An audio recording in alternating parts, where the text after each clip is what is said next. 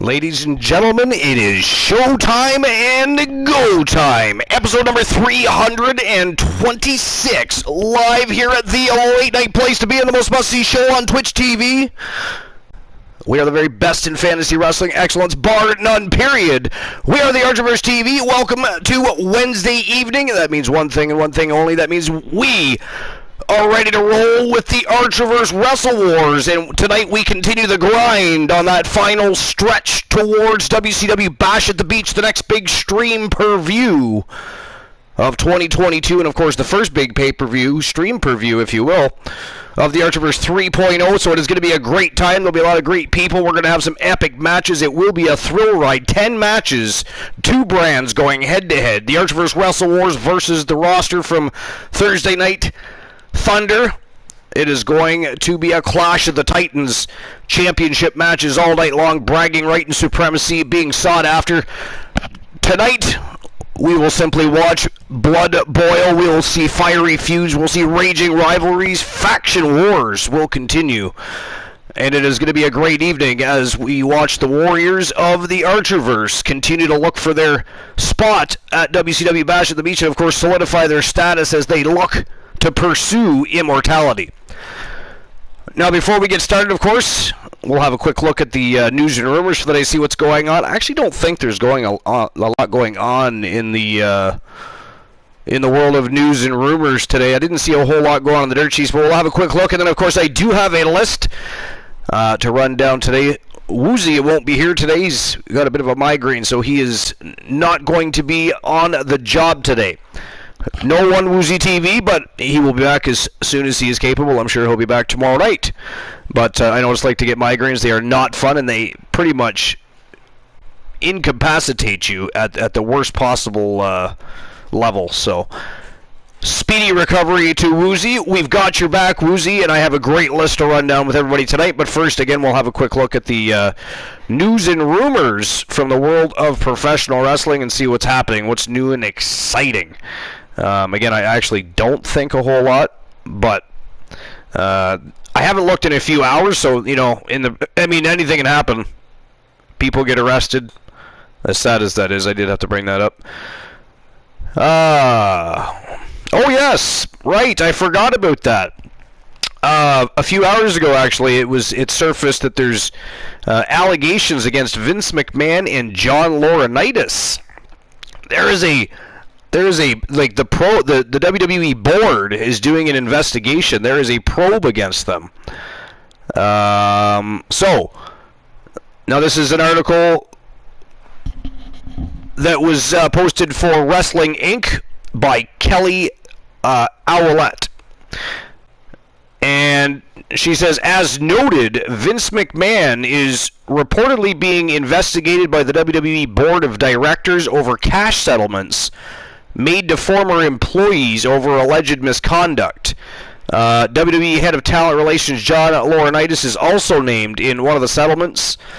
The investigation began in April after the WWE Board was made aware of a $3 million settlement between McMahon and a former paralegal for the company, with whom McMahon allegedly had an affair. That's interesting. The genetic jackhammer, Vince McMahon, still pounding away. How old is he now? 74, 75, and he is still pounding away. You know, as vile of a human being as that man can be, at the same time, he's a 74-year-old man. That's actually kind of impressive. And not all at the same time. Anyways, the settlement was from January of 2022, and a statement from the WWE board claims that the relationship was consensual. Upon further investigation, there were numerous settlements with the former female employee to silence allegations of misconduct, which is when John Laurinaitis was named and brought into the conversation. Fightful Select has backstage news about the ongoing allegations against both McMahon and Laurinaitis. According to the report, sources that Fightful spoke to have indicated that the relationship between McMahon and the paralegal was suspected by many in the company, and it was hinted that she was given a substantial promotion around the time of April 2021. WWE cuts were around that time, by the way. She was promoted from John Laurinaitis' assistant to a director role that very spring. And again, right around the cut times. Cuts had to be made. Had to find $3 million apparently. Foggy Moth Legs, Dynamite Jesse Lee. Now, of course, in the Archiverse, now known infamously as Dynamite Jesse Williams, part of Tons of Funk. How you doing, girl? How's Reese doing? How is Sarah? How's the fam jam? What's new and exciting? It's been a hot minute, and we are being graced by the presence of. How's work going? Blind Locksmith in the house. How's it going, Blind? Welcome on in. Episode number 326. And I've got your fix. I'm going to cure your itch because we are going to rock it out with one hell of a fire show tonight. Dynamite Jesse Lee, I am fantastic. Everyone is good at your house. Fantastic. Excellent. Good to hear. We do miss the Trigger Talk TV boys, however. When are they going to get their acts back together? When is the band going to tune up their drums and start marching again? And more importantly, when is Reese?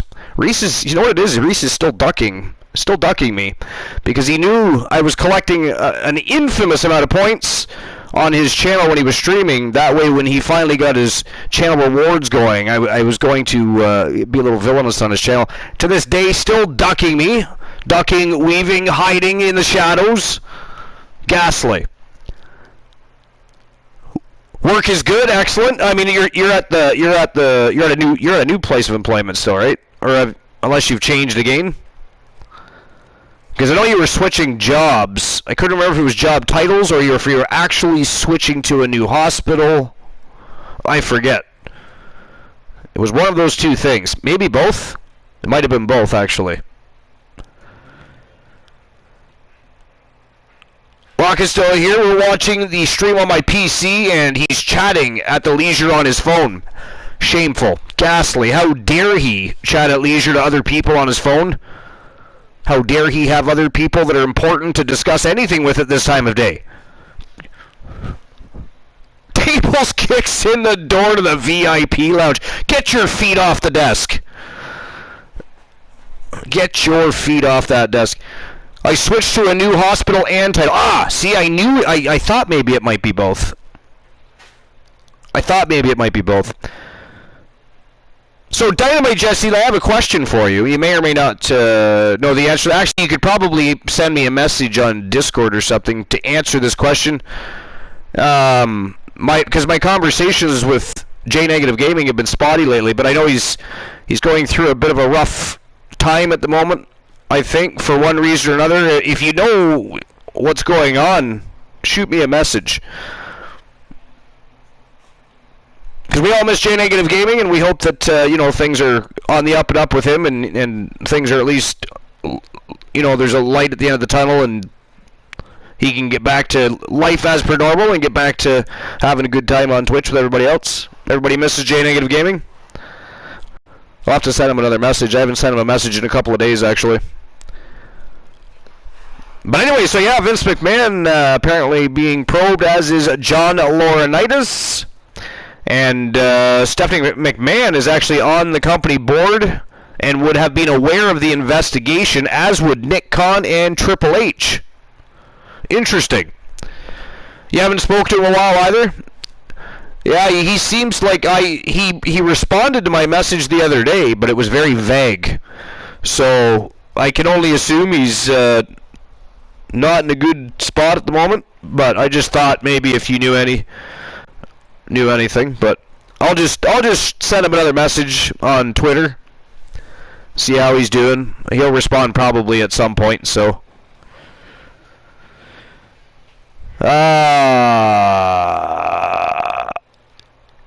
Fightful also asked about Nia Jax's tweet from April 30th, which was right around that same time.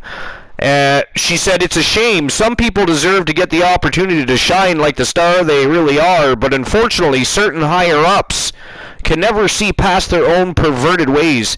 too bad there aren't the lucky ones who can use blackmail to keep their jobs. There was no mention of it from any higher-ups, and the tweet was just dismissed as bitter, and the tweet would have been after the investigation was underway, too. When John Laurinaitis was given back the spot as head of talent relations in 2021, female talent were frustrated with the move.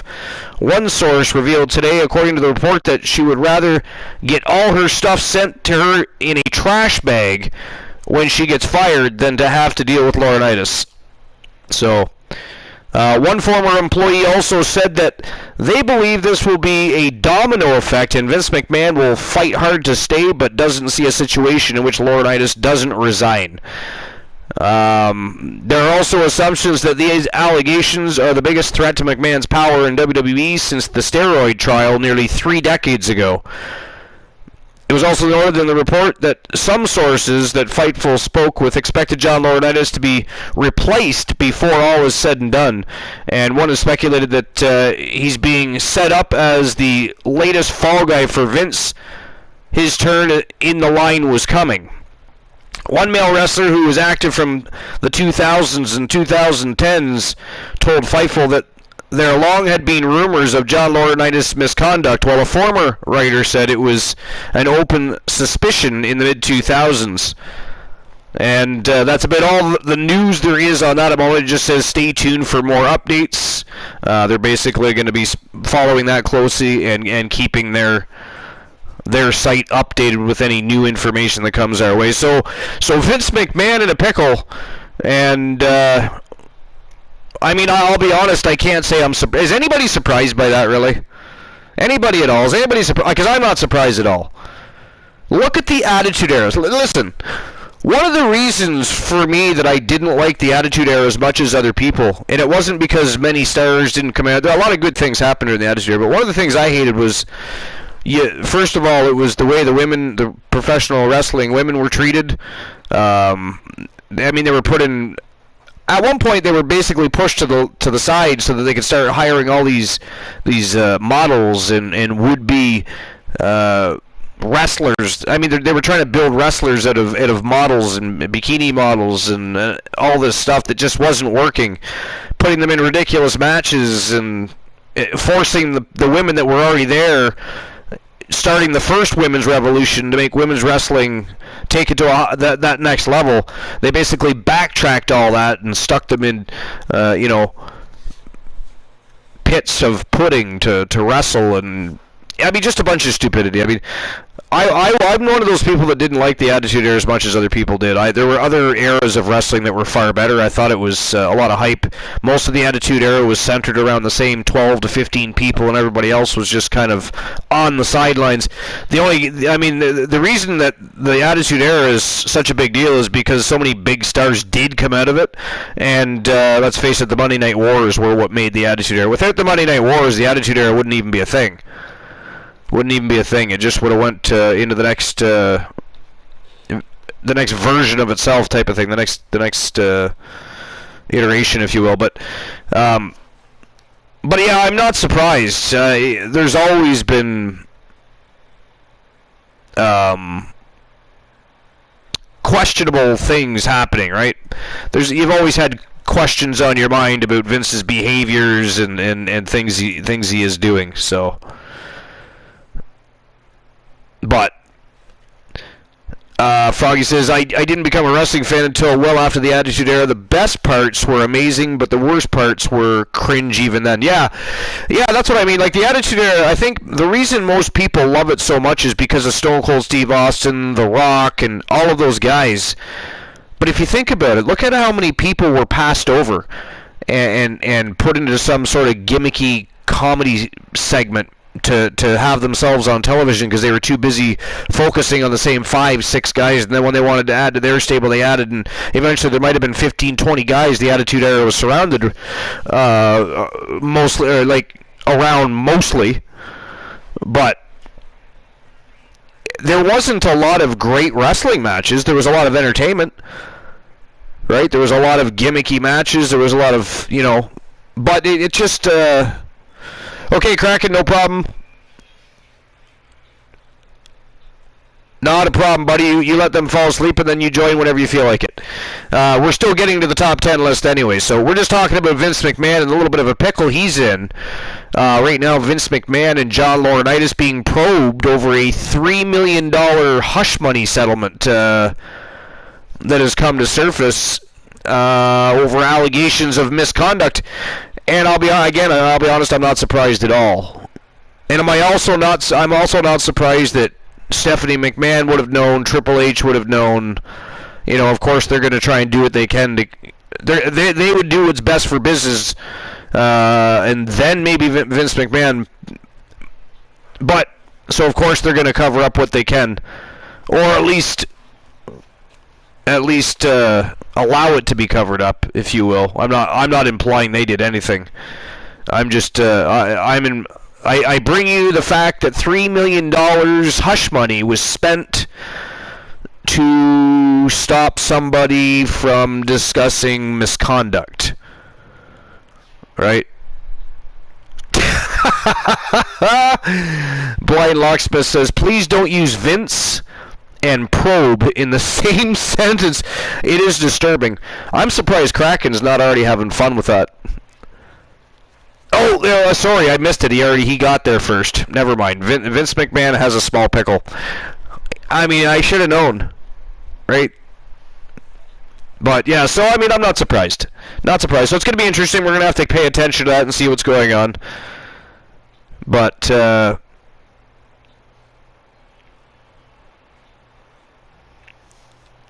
looks like there's some information surfacing on backstage news on AEW roster's concern for Jeff Hardy. Apparently, after signing him to a contract knowing he had problems and needed help, now it's suddenly a problem for the AEW roster.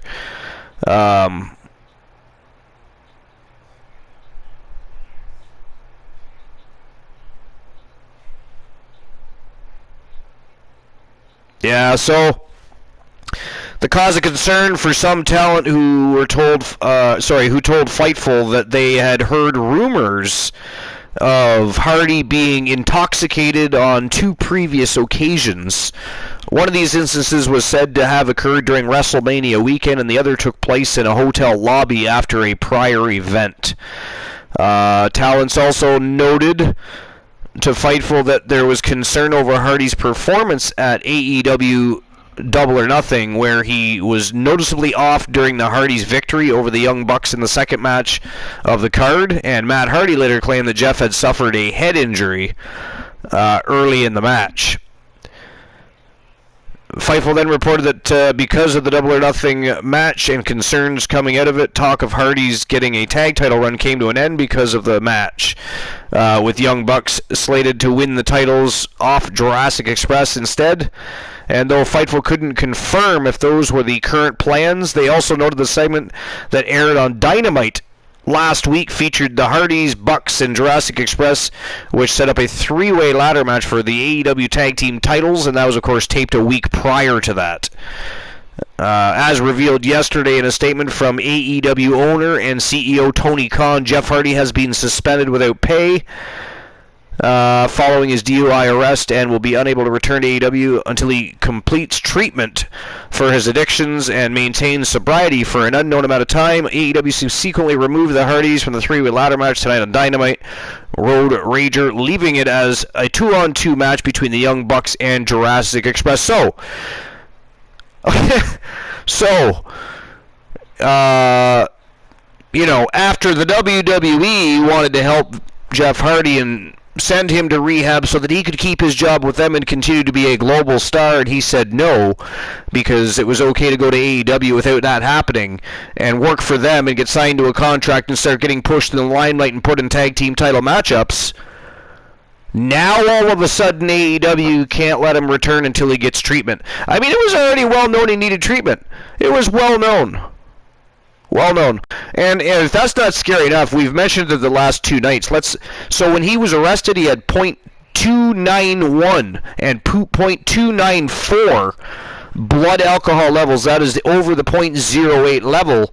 That is almost 3 times the amount of alcohol that one should consume in their body, and that's borderline poisoning. And if not, but A normal person would have been in the hospital probably for days over that. That is crazy. That also shows you the amount of alcohol that he regularly consumes, because again, that is close to comatose, man. Right? So he needs help. He needs to get it, or we're going to start reading in the news that we find Jeff Hardy waking up in his bed choking on his own vomit, or he's going to die in a hotel room. Something needs to be done. Something needs to be done. But what makes me mad is the AEW is trying to play the Saints here now. Oh, well, we're going to suspend him without pay and he can't return until he gets treatment. Well, you should have never hired him until he got treatment. Should have never hired him until he got treatment. You don't think that the WWE didn't want Jeff Hardy to continue being the cash cow that he is? Because let's not forget, not just being one of the best extreme and hardcore wrestlers and most exciting performers of all time when he's sober, he was a cash cow. He sold merchandise hand over fist. You don't think they wanted that to continue? Of course they did. They knew they couldn't have him there because he refused treatment. He needed the help. They hired him anyways. They all knew this. It's absolute hogwash. Absolute hogwash. I mean, obviously they have to suspend him, but don't come out and pretend to be a saint. Oh, well, we're not going to hire him back till he gets treatment. You already hired him without getting treatment. You already hired him without getting treatment, so why come out and say you suspend him? Why not just offer him some help like the WWE did and move on? Why do you need to... You don't need to put that out there. That was simply a PR stunt. That was simply lip service. That was simply trash, heapish garbage. And I feel sorry for Jeff Hardy because there's obviously too many yes men in his life and not enough people to stamp up and say, Jeff Hardy, what the hell are you doing, man? You've got a family. You're one of the most beloved stars on the planet. You're globally known. When you're sober, you're one of the best, if not today anyways, the best still in his 40s. Hardcore, extreme, and exciting performers to watch in that squared circle. Get your shit together. Honestly, multi-millionaire. Come on, man. But the sad part of it is those are the people that often hurt the worst from demons and depression, because they've got all that money, so they feel they're not sure who they could trust anymore. There's a lot of reasons. We're not going to go through all because we're not going to sit and pretend we know what's going on in people's heads. But people with money quite often have problems with depression. Just further proof that you can't buy love, right? You can't buy family. You can't buy good people. But anyways, it's a sad situation. I really hope Jeff Hardy gets the help he needs. He's still young enough, in good enough shape. If he gets help and gets himself cleaned up over the next 2-3 years, he can still have a 4 or 5, 6-year run and end his career, go into the Hall of Fame. It can be done. I hope somebody...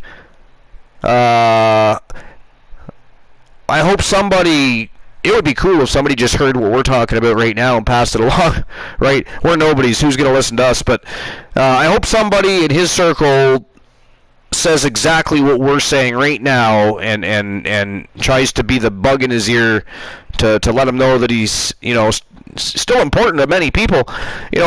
Whether you like Jeff Hardy or you don't, there's many people that do. There's little children. He's an icon and a hero to many, right?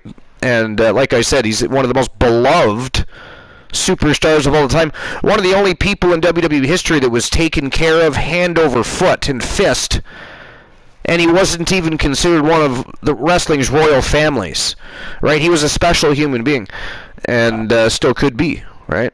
So, anyways, that's just what I think, and I hope he gets the help he needs. It's sad, and I'm frustrated that AEW has to come out and release that information and act like they're trying to do him a favor when they already gave him a job, knowing he had the problem, knowing he needed help, and knowing that a global enterprise let one of their cash cows go because he wouldn't help himself. Like, come on.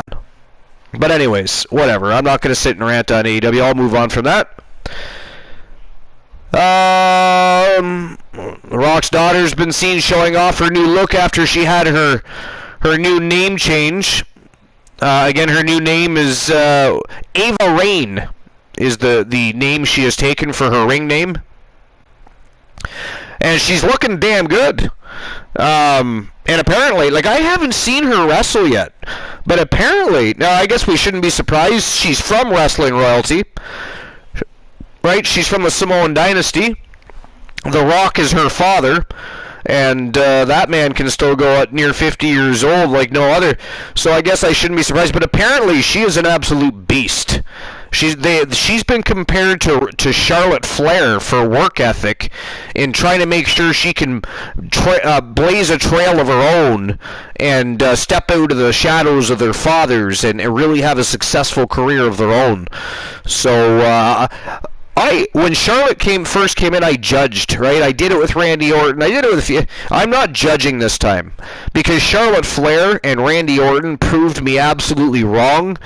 And so what I'm going to do is, Joel Link in the house says he's lurking. He's not lurking. He's lying to you all. Don't listen to him. In a few moments, he'll start doing shout-outs, and then he'll start playing the lotto, and the next thing you know, he'll be having conversations. He is simply trying to mislead you all. He likes to do that. But anyways, The Rock's daughter apparently has been, she's been compared to Charlotte Flair in the work ethic, and I'm going to just watch and see what happens this time, because again, not only was I wrong about Randy and Charlotte, they both really impressed me as they came up. So I'm very, very intrigued and curious to see what Ava Raine, who has been training for 10 years now? She's been training and preparing for the ring for 10 years already. Right? That's crazy. So I'm interested. I'm excited, and I hope she does well. I really do. So.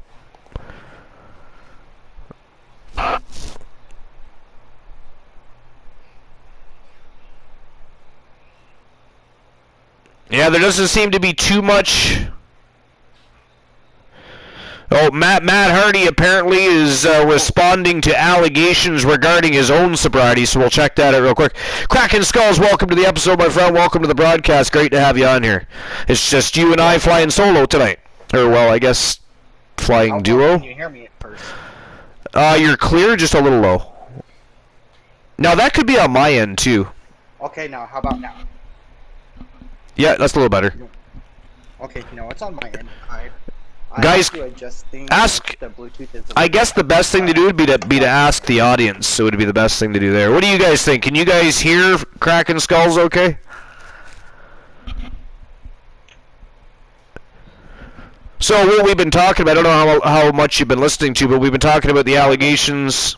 Oh, you've been here. You saw the whole thing. Okay. I've been listening about the Jeff Hardy thing, and and then the Vince McMahon. There's the Vince McMahon and John Laurinaitis scandal, too. I don't know anything about that one. So he's being investigated by his own board over a $3 million settlement reportedly used as hush money right around the same time they made budget cuts in April of 2021. Yeah, that's about accurate. Yeah. Also, right around that same time, Tamina... Was it Tamina? Nia Jax, sorry. It was Nia Jax released a statement a day after that all came out, talking about higher-ups and their perverted ways, finding ways to gift people with certain opportunities and not others. So that's interesting, too. Yeah. It seems to me a lot of people knew about it, including Triple H and Stephanie McMahon, who are both on the board, so they would have known. Also, Nick Khan. Yeah, it's all hush money, dude. Yeah, you know what? They're gonna hide shit, you know? I mean, it's not... So people are going to run wild with, well, that could be spelled the end of the WWE, but let me tell you something. It doesn't work that way. They're a publicly traded company. Can they remove Vince McMahon? Yeah, they sure can. Can they... But what if they can even remove Triple H, but he was never the heir anyways. Neither's Nick Khan. He's simply a figurehead. So you still have Stephanie McMahon that has not yet been named, other than the fact that she sat on the board. That doesn't mean she was made. Doesn't mean she was made privy. You also got Shane McMahon, who wasn't mentioned at all. So what will happen is he will suddenly just end up with a lot of extra shares. He will simply just end up with a lot of extra shares.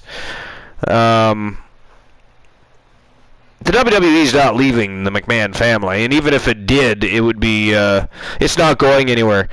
There's always those cultists from different promotions that like to believe the WWE will just come crashing down one of these days. It is a global machine now. You cannot crash it down. It isn't going anywhere but up. I mean, professional wrestling is respected on the same level as mainstream sports now, as it should have been always, because professional wrestling, first and foremost, for the most part, is some of the best athletes on the planet, bar none, period, putting on a show for you. Yeah. So how do you define an athlete? So when a basketball player sprains his thumbs, he's riding the pine for a week. He's not playing basketball for a week, maybe 2 weeks. A professional wrestler sprains their thumb, they're back on the road because they got to wrestle for 290 days of the year. At least in the company that goes global, right? So yeah, that's what I mean. And well, think about how much they put their lives, like legit put their lives on the line. Oh yeah, they put their bodies on the line every single time. Yeah. Yeah. I mean, pro football, pro basketball, there's a slim chance of you getting severely injured or dead. Yeah. Oh, before I forget, you know who was here earlier? I don't know if they're still working. You know who was here? Who? Dynamite Jessie Lee.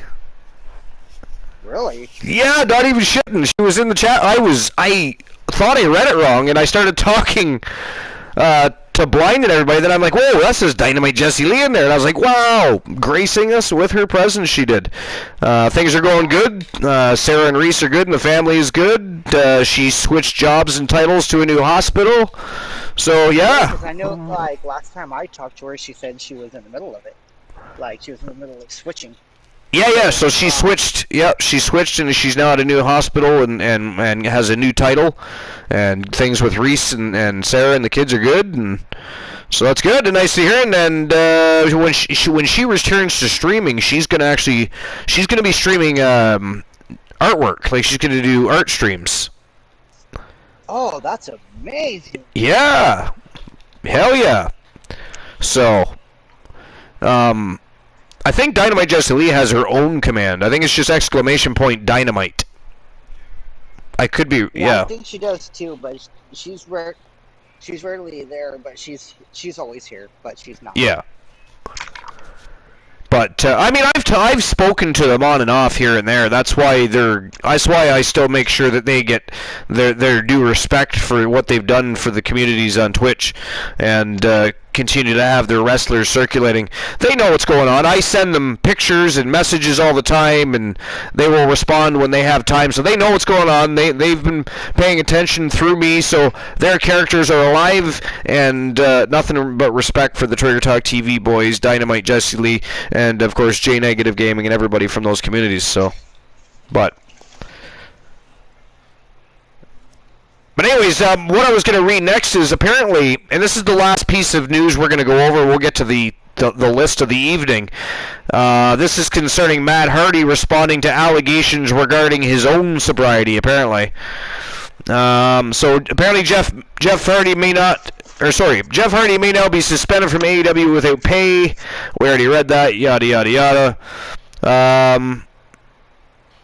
And some fans are questioning whether Jeff's brother Matt Hardy is sober or not as well.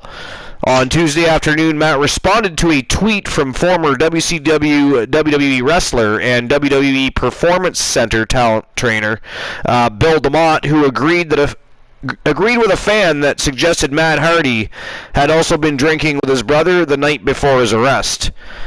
And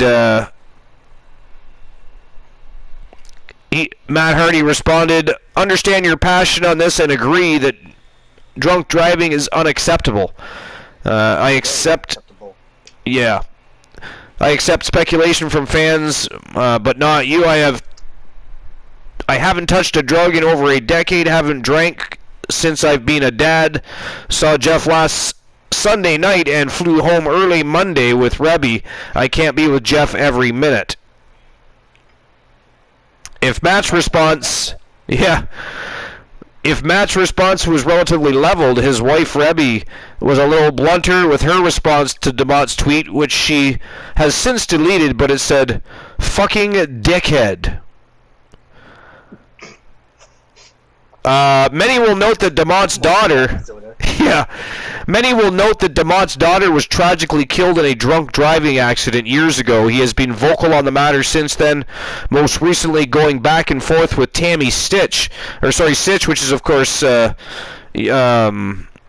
was her name? Sunny in the WWE, regarding her role in the death of a 75-year-old man after she crashed her car into the victim's vehicle. Stitch has been since charged with DUI manslaughter. Matt Hardy did have his own problems with drugs and alcohol, being arrested several times in 2011, including an arrest for DUI in August of 2011. So yeah, they've both had their demons. So it's understandable why people speculated that he might not be sober himself. And who knows? Is he really? Is he? If they're so innocent in this whole thing, then why did Rebby Sky feel the need to lash out as a professional with something like fucking dickhead on social media? But anyways, I just bring that to you because the people that lash out the most are usually the guilty folks. They're not lashing out because they're trying to prove their innocence. They're lashing out because they got caught. And now they are trying to give you a narrative that you don't have of your own, right? Is what that's really about. So... But anyways, that's about all. There's nothing really interesting. Ronda Rousey came out and said she'd return to the UFC to fight Gina Carano. We, of course, know that's never going to happen, so that's useless. Yeah, that's pretty much it. Everything else is just still surrounding Vince McMahon and John Laurinaitis, and there's no information about that. So, we will move on from that. Kraken have a very interesting... John Laurinaitis, Johnny the Ace, part of the, what was his group called? Was it the Hollywood Blondes? Hold on.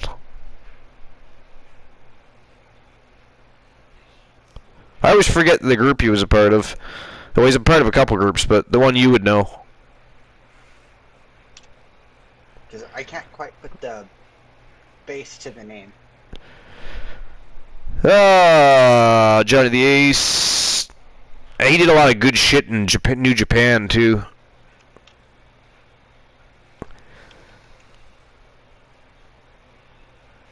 me see here, I'm gonna Google it. I'm just looking here. Oh, that guy. Yeah. You know who it is. That dickhead, yeah. Now I'm just looking for the name of his team. I wasn't a fan of him.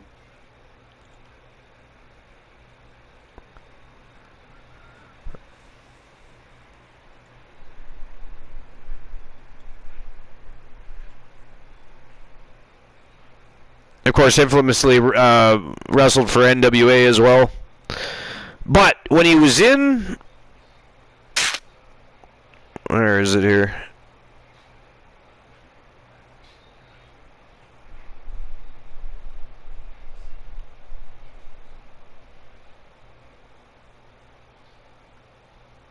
Yeah, I can't find it. You know, this isn't the first time Vince McMahon's been in some scandalous things. Well, he was part of a team called the Dynamic Dudes, too, but there was something else, though. There was another...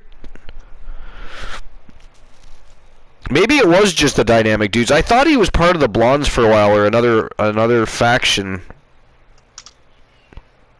I haven't seen him in the WWE in quite some time now. Oh, no. He works behind the scenes now. He's not on screen anymore. Anyways, the list we're going to go over tonight, very interesting. On Before the Bell tonight, we are going to go down a list of 10 most memorable uses of fire in pro wrestling history. And I thought Kraken might get a load of this one, but just because how many times did we...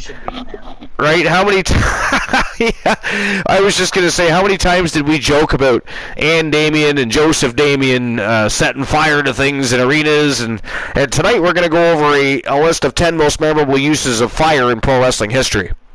Too much. Isn't that fitting? Oh, yes, it is. But, let's get to it. well, before I get to it, can you think of any memorable moments of your own?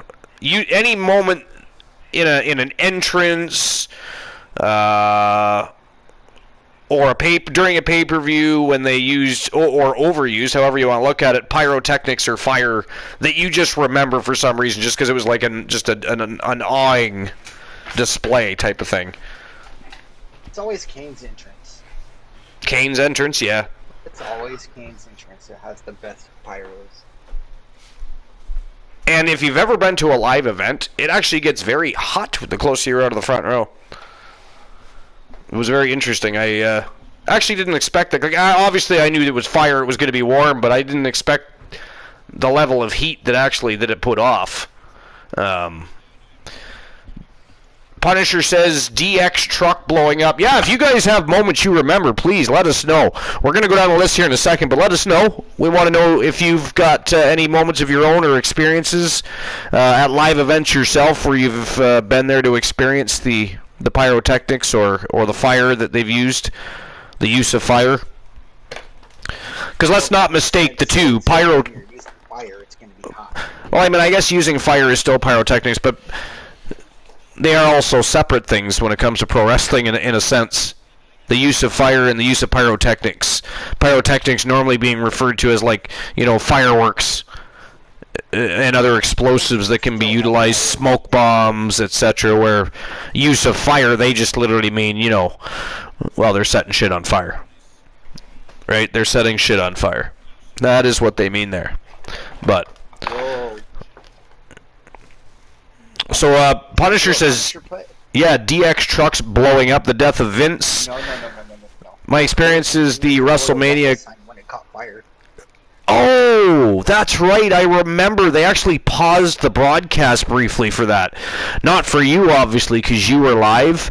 But anybody that was watching the pay-per-view, there was a brief interruption where they literally, like, you were watching and you were waiting for what was supposed to happen next, and all of a sudden you were watching an elongated conversation with the broadcast announcers.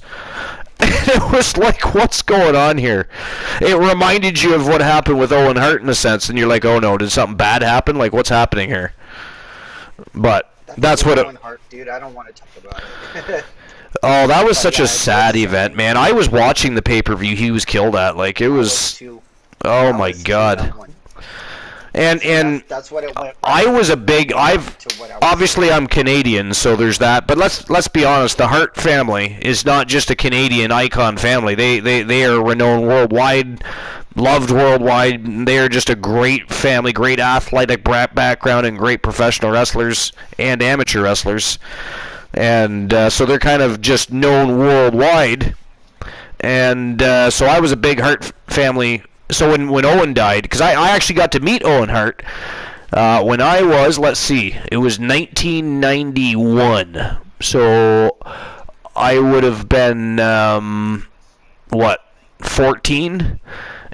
But he wasn't, he wasn't wrestling as Owen Hart, though, because it was a house show. And as we all know, because Owen Hart was constantly honing his own craft and trying to evolve and better himself, he used to sneak into house shows and wrestle under a different moniker until, of course, everybody figured it out. But, of course, what I'm talking about is he used to wrestle as a luchador by the name of the Rocket, Owen Hart, right? But it was... oh, man. Yeah. I've never heard that. Wrong, and eventually, like, he was with the mask. Eventually, he just dropped the mask, and he went with the moniker for a little while. Changed his outfit, but then eventually, just kind of grew into the King of Hearts gimmick and the Black Heart and all that other awesome shit he did. Because let's face it, Owen Hart was absolute liquid gold. When it came to cutting promos, and he was becoming every bit as good as Brett in the ring. Even Brett said that a few times. Like, if you had to give him another few years, man. Because don't forget that Owen was quite a bit younger than Brett at the time, so. Yeah, he was. That's why he went and tried the Sting. The Blue Blazer, yes. But later on, when people figured it out, he switched to the Rocket Owen Hart. That's when he wore that colorful jumpsuit. You might remember when he was the Blue Blazer, he wore the blue mask and the blue outfit and the cape, and it was fun.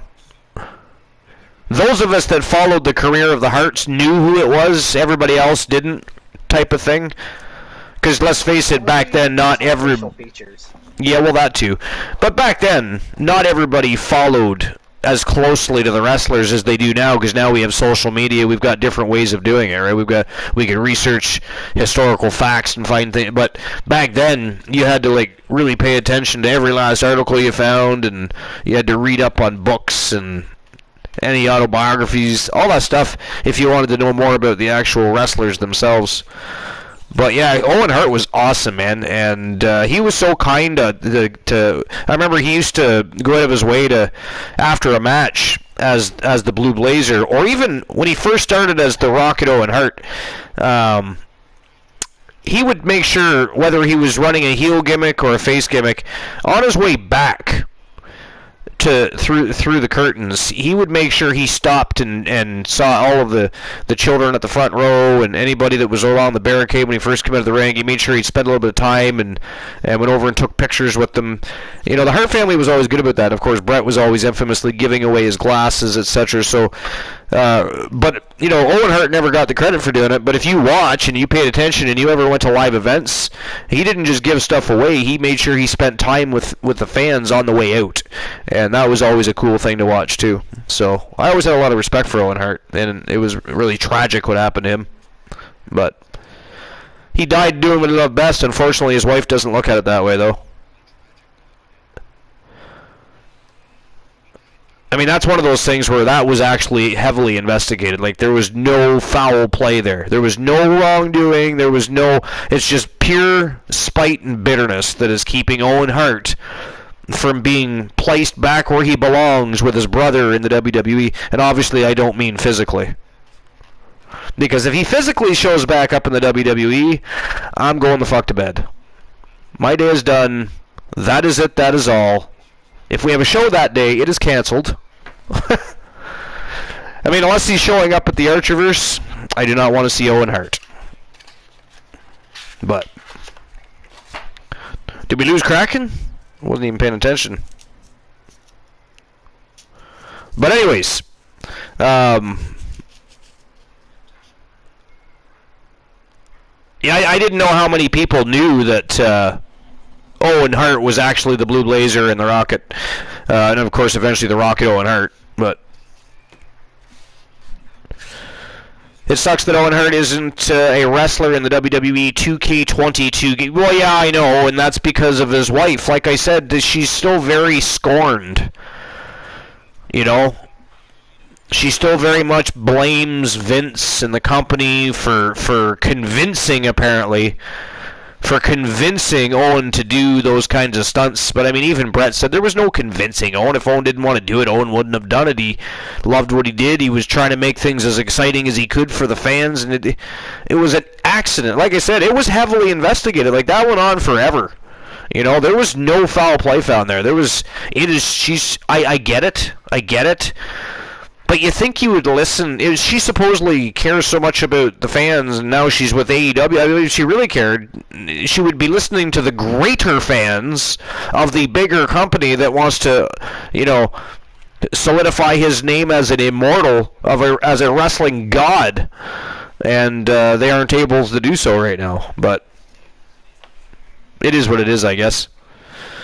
Yeah, I don't know what happened to Kraken. He must be either busy or something happened with his microphone. I don't know which. But I'm sure he'll be back in a moment. But anyways, our list for the evening, we're going to get that started right now. It is the 10 most memorable uses of fire in pro wrestling history. This is an article by the Sportster, and it was posted by Joey Haverford. So he says the use of fire always creates interest in the wrestling world due to the unpredictable and shocking nature of it. No one wants to see flames in their everyday life, but the fear becomes captivating in scripted entertainment with things seemingly in their control. WWE and other promotions have tried to utilize this to add to storylines, segments, matches, etc. Each wrestler to have fire involved in their careers certainly puts trust in the promotion to make sure things worked out safely, and the memories are more positive than negative due to the companies employing the right precautions to have it work out. And wrestling has seen the following moments use fire in ways that still hold interest today. And coming in at number 10 on that list is the Brood's entrance. And we all know who the Brood is: Christian, Edge, and Gangrel. And they said Edge showing love to his backstory in the Brood reminded fans just how cool their entrance was in the Attitude Era. Gangrel, Edge, and Christian playing vampire-like characters gave them the flames as they came from below the stage to their entrances. Oddly enough, flames would kill a vampire. You know what I mean? Can you hear me, Kraken? I can hear you. Can you hear me? Yeah, a little bit. I couldn't tell if you were talking to me or somebody else. Oh, I was making noises to make sure. Oh, okay. How about now?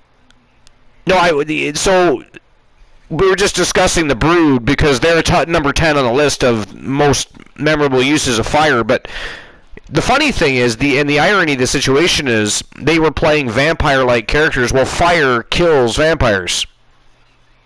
Yeah, that was redundant. Very so redundant. So shouldn't they have maybe came up through like smoke and like to make it or dry ice to make it look like you know what I mean? Like fog. Would be a lot better. And you know, there's ways they could have handled that differently now that you look back at it. And you could have made it just as cool. You know, there'd be ways to make that just as cool, and then still have them rise up through the floor through that thick fog. You know what I mean? Because yeah, now that you look back on it, it's like, wait a minute, that's right. They were literally, their gimmick was to play vampire-esque characters, but yet here they are rising up through fire, which could kill them before they get to the ring. Yeah. Isn't that awesome? Isn't that awesome? No, it doesn't make sense at all. Stupidest gimmick ever. It is. Like, with vampire lore, it didn't make sense. No. What the hell? So you can hear me a lot better. I can hear you a lot better. Yeah. So I figured out the setting to turn up. yeah.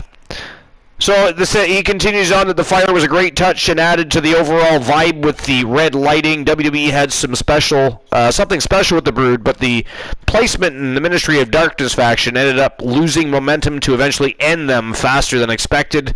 And you see, that's exactly what Edge was afraid of happening with the Judgment Day. And mark my words, it will happen. That faction is now doomed to fail.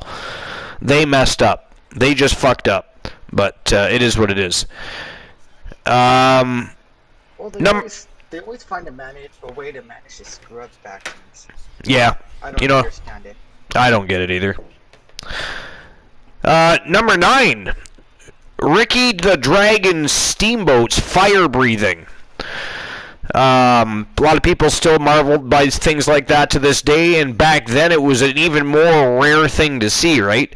But they said that the in-ring work of Ricky Steamboat made him one of the most beloved performers of his generation. Steamboat's classics with Ric Flair, Randy Savage, and plenty others won over the wrestling part of the job, but WWE wanted to add to the character side. The Dragon nickname was given to Steamboat with a gear chance, and the addition of a new twist for his entrance. Steamboat would spit fireballs to represent the idea of a breathing of fire before his matches. That didn't even make sense. He worded that so wrong. But anyways, the cool little pre-match ritual did help him gain more excitement before the match even started. And I agree with that. I thought that was fun. I'm glad they didn't do it too long. Even back then, they didn't tend to overdo certain things like that, which is good because it gets boring, right? It's like people always want to see Demon Finn Balor. Well, I like Demon Finn Balor, but Demon Finn Balor is much more fun when it's once in a while. It's like watching a Marvel movie. If you see the Incredible Hulk all the time, it's not as exciting. It's just not. I'm sorry. Incredible. It's not that incredible, right? It's just not that exciting anymore. It really isn't. Part of the excitement of the Incredible Hulk is you get to know Bruce Banner and go on his adventures. And I thought you were going to say Bruce Jenner. No. Bruce Jenner! No. Why, is he turned green now these days? I mean, he's, you never know what Jenner's up to. Right. Now, is he still in transition? Because I know he went through a period there where he regretted the decision, and then he changed his mind, and then I don't know what's going on there. I stopped paying attention. I started to wonder if he really wanted to make that decision or if it was all for attention. But I would hope it wasn't, because there are people that literally need to have things like that done. Because there's people that are trapped in their own bodies. And those people, they maybe have a male body or a female body, but were born wired different, and those people need to be able to live their own life. But to have people mock that and to just do things unnecessarily and without reason, Oh, there is a reason. Money. Well, yeah. Not on the people doing it, but the people making the money side. That's for damn sure. But no, both sides. If you got the money, you can do it. Yeah. But I mean, I'm just saying, like, some people are against stuff like that, but it's like, why would I expect anybody to be trapped into a body that isn't theirs? I mean, if you somehow woke up tomorrow and it was your thought patterns inside of somebody else's body, wouldn't you want your body back? Yeah. You know what I mean? So I don't understand people's perspective on certain things. And I wouldn't have a big love. When people say that they're not in favor of things like that, I'm not a politician, so I don't give a fuck. I just shut the conversation, right? I just shut the conversation. I say, okay, nice. Did you watch the hockey game last night? Or whatever I change the subject to, because I'm not going to go on to a conversation about something that is perfectly understandable and should be, shouldn't be being thought of in a negative way. Now, again, if you're a parent and trying to convince your 4-year-old that they're not who they really are and they should have body parts removed, then that's different. Not that that can be done. Not that that can be done. At least I don't think. I would hope not. I would hope there's regulations in all states and provinces and etc. across the continent. But one never knows, I guess. So I guess I shouldn't say never. But so, anyways, yeah. Number 8, Randy Orton burning down Bray Wyatt's compound. That was a fun story. It really was. Remember that one? You don't remember the feud between the Fiend? Between the Fiend and Randy Orton? Dude, you got to go back and watch some of that shit on YouTube, or find somewhere to watch it. That was a lot of fun. Like, Bray Wyatt is a genius, man, and I'm excited he's coming back soon. Wait, why did he leave in the first place? He was going to shoot a movie, plus he just needed some recuperation time. I mean, there was a lot of rumors. There was a lot of rumors when he got released, but he was released under mutual, understanding. Again, he is quite literally renowned in the entire industry right now as a genius of the business. He was selling more merchandise than anybody else. The character was phenomenal. The storytelling was exquisite. Again, WWE, much like Jeff Hardy, WWE doesn't just get rid of people for no reason. Sometimes maybe it seems that way, but not really. Maybe we just don't like it because we happen to like that particular wrestler and wanted them to stay. But, again, look at Jeff Hardy. And now look at AEW trying to play Saint. Come on, man, you guys hired him knowing he had a problem and needed to go get help. There was a reason WWE let go of one of their cash cows, and you hired him anyways. So, sorry, I don't buy your PR stunt here. I'm not subscribing to it. I will not. I refuse. But anyways, the first feud between Randy Orton and Bray Wyatt ended in betrayal. Orton joined the Wyatt family for many months and became a great partner to Wyatt. Both main eventers dominated the SmackDown brand together. Orton winning the Royal Rumble match and Wyatt becoming the WWE champion led to the Collision Course. And the betrayal came when Orton showed up at Bray Wyatt's compound and lit it on fire to start the war against his new enemy. Number 7. Kane setting Undertaker's casket on fire. I think we all remember that. I remember that. Yeah, the rivalry between The Undertaker and Kane used fire on more than one occasion, and obviously. Royal Rumble 1997 may have featured the most effective use when Undertaker was facing off with Shawn Michaels in a casket match. Kane seemed to have become an ally of his brother ahead of this match. But it was all a swerve, and the finish saw Kane betraying Undertaker by locking him inside the casket and setting it on fire to start the direct build to the WrestleMania 14 showdown. Number 6, Hulk Hogan botching fireball spot. I actually do remember this. Hulk Hogan tried to use fire for the finish of his match against the Ultimate Warrior at Halloween Havoc in 1998. WCW, right? WCW, yep. I will actually be reviving Halloween Havoc for the Archerverse. Dude, do it. I am. That's where Bash at the Beach comes from, too. I'm reviving Bash at the Beach.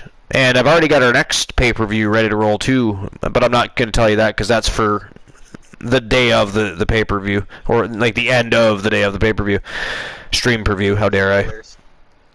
What's that? Spoilers. Yeah, spoilers. No spoilers.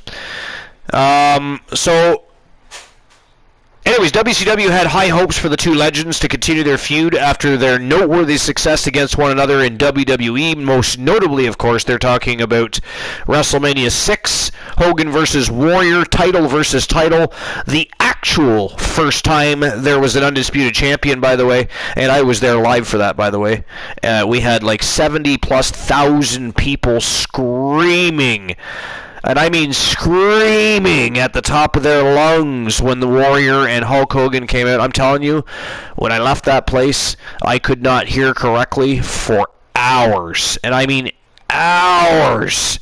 But it was fucking wild. And I was also there for Rock vs. Hogan, Toronto Skydome for WrestleMania 18. Also incredibly deafening. Might have been louder than Hogan vs. Warrior, actually. I'm up in the air on that one. It might have been more even than not. But anyways, so Hogan tried to use flash paper to create a fireball that would stun the Warrior. And the embarrassing botch saw Hogan struggling to light it, first of all, while sweating and accidentally having it go off in his own face. And Hogan actually started bleeding and saw his eyebrows burn from the mistake. I remember every second of that, and I'll be honest, I didn't realize he got injured from it, but I thought that was funny as hell. First of all, because he was trying to cheat and use a fireball against the Ultimate Warrior. Second of all, because it went off in his own face, and at the time, I just assumed that was part of the show. Apparently, that was actually a botch. It was supposed to go off in Warrior's face, and it accidentally went off in his own. Oh, good Lord. Number 5, Inferno match. WWE coming up with the Inferno match was initially done to get more out of the Undertaker versus Kane feud. Fire surrounding the ring and the winner having to set the loser on fire created a shocking dynamic that was captivating. There would be 4 total matches in WWE using the stipulation. Undertaker versus Kane did it twice, with Kane facing Triple H and MVP in other matches. WWE did bring it back once under a new name of a Ring of Fire match with Kane facing Bray Wyatt. Number 4, Kane setting Jim Ross on fire. The unmasking of Kane was a huge move by WWE to drastically change his career. His character. Well, that and his career. Fan interest in seeing the star without his mask led to him losing a stipulation match to Triple H and being forced to take off the mask. Kane turned heel with a new look of the bald head and face makeup to make him look scarred. One of the first heel actions came during a sit-down interview with Jim Ross, and the broadcaster was attacked by Kane and set on fire in a shocking backstage segment. I actually remember that. Do you remember that, Kraken?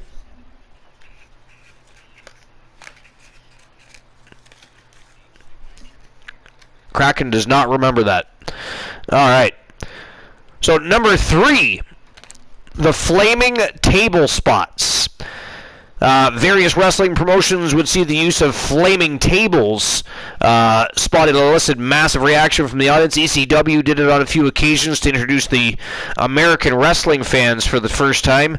And the biggest instance of the spot helping a major match featured Edge spearing Mick Foley through a flaming table to win their street fight. AEW most recently used it to a huge ovation when Cody Rhodes defeated Andrade by putting him through a table that Brandy Rhodes lit on fire. Number 2, Randy Orton setting The Fiend on fire. The 2020 feud between Randy Orton and Bray Wyatt saw WWE going a darker route to gain more attention. WWE came up with the strange concept of a Firefly Inferno match at the TLC 2020 that main evented over the TLC matches of Drew McIntyre versus AJ Styles and Roman Reigns versus Kevin Owens. The rationale was that fans would be taking about the finish of Orton and Wyatt due to the shocking nature, and Orton won the match when Wyatt's Fiend persona had flames touch his back. The aftermath saw Orton hitting the RKO and lighting the Fiend on fire in a strange moment. Did anybody watch that feud? Do you guys remember when he lit the Fiend on fire?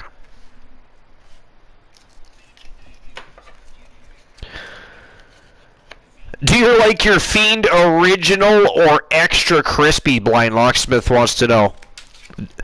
I mean, it's a fair question. Do you guys like your Fiend original or extra crispy? It is a fair question.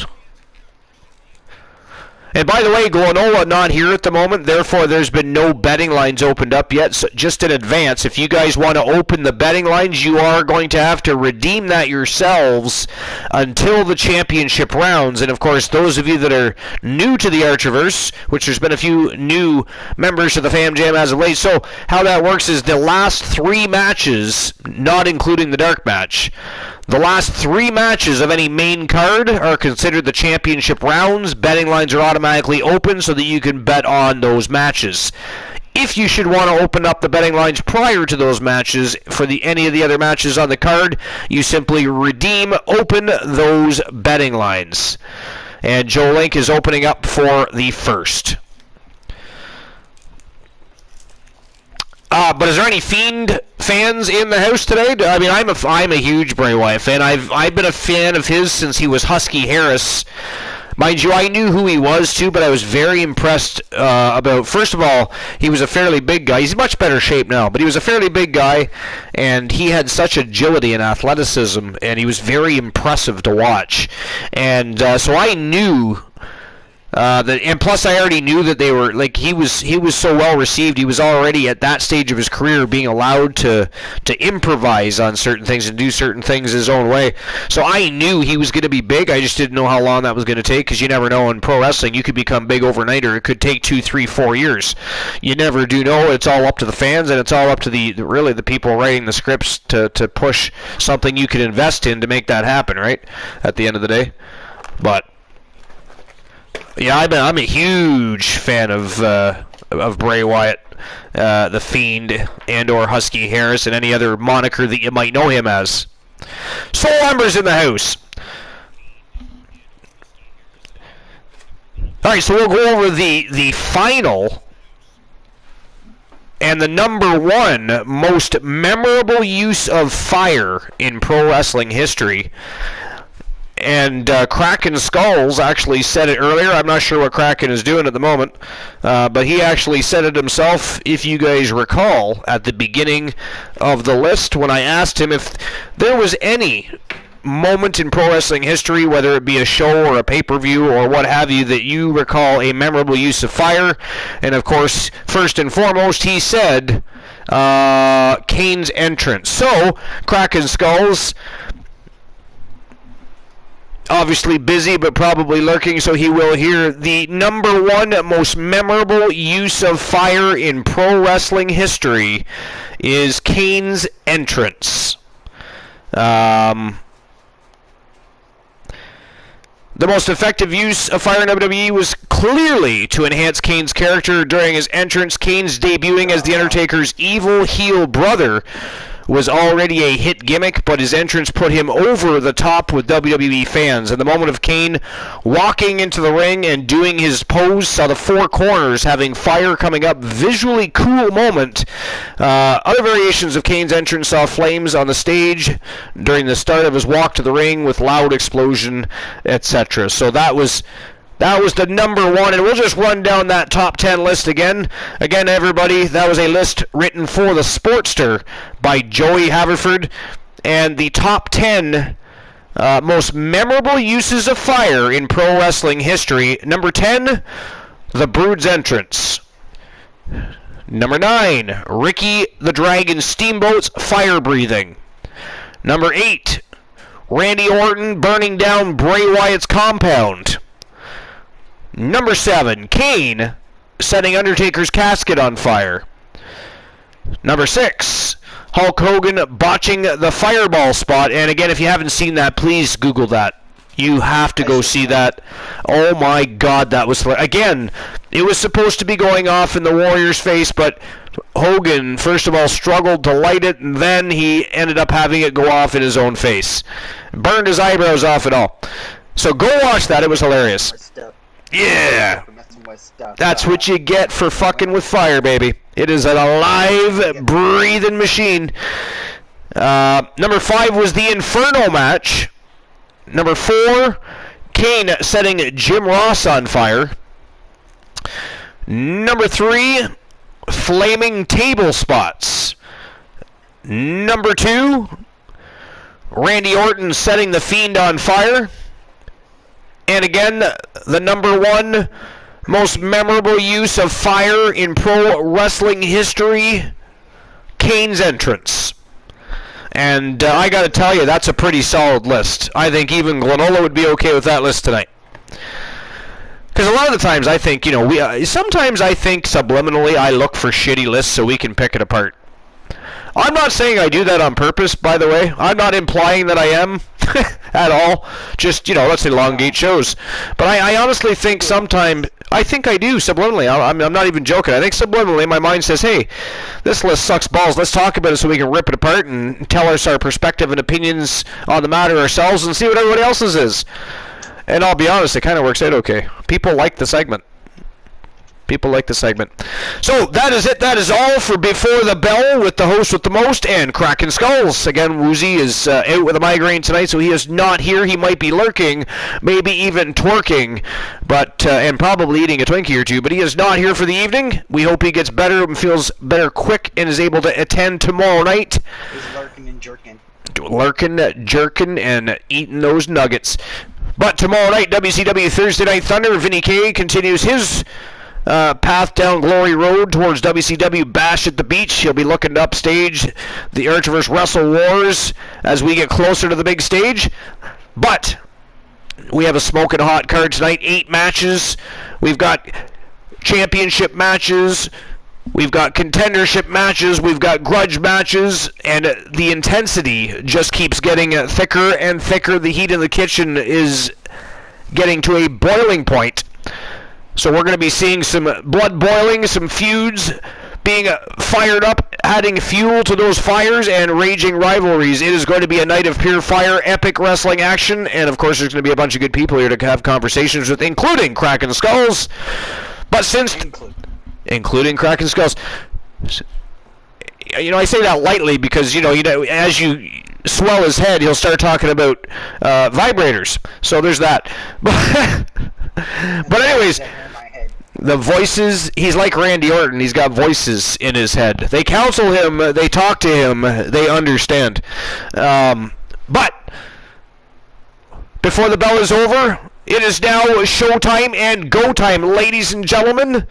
Episode number 326 live here at the late night place to be, the most must-see show on Twitch TV. We are the very best in fantasy wrestling excellence, bar none, period, and it is time for the Archiver's Wrestle Wars. Let's go. Let's go.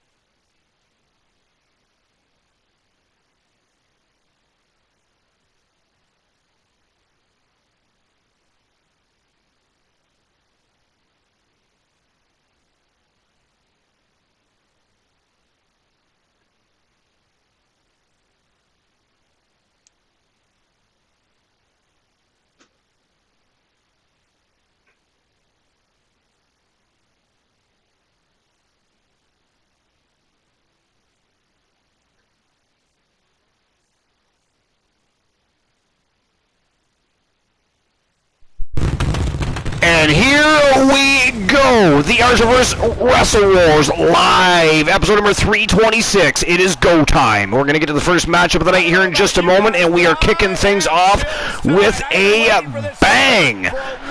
Wait until you see the first match. It is a star-studded cast. It is going to be for the Trish Stratus Heritage Championship. So we're going to start ramping things up right now. We're not going to wait.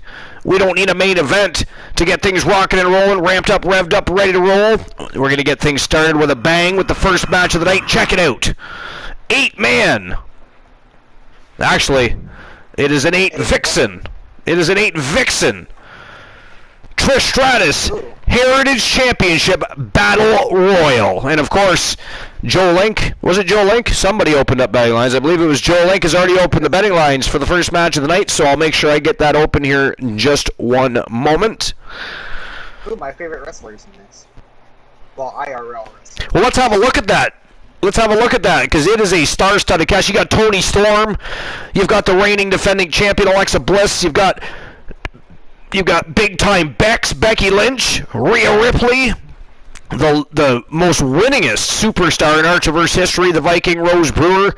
You've got, from Team Granola's faction, Jennifer Wolf, the Gremlin, ready to roll. We got the Vixen Villain, by the way, Victoria Valiant from Team Fantasy Cat, and of course the Viking Rose Brewer from Team Distinct Cone.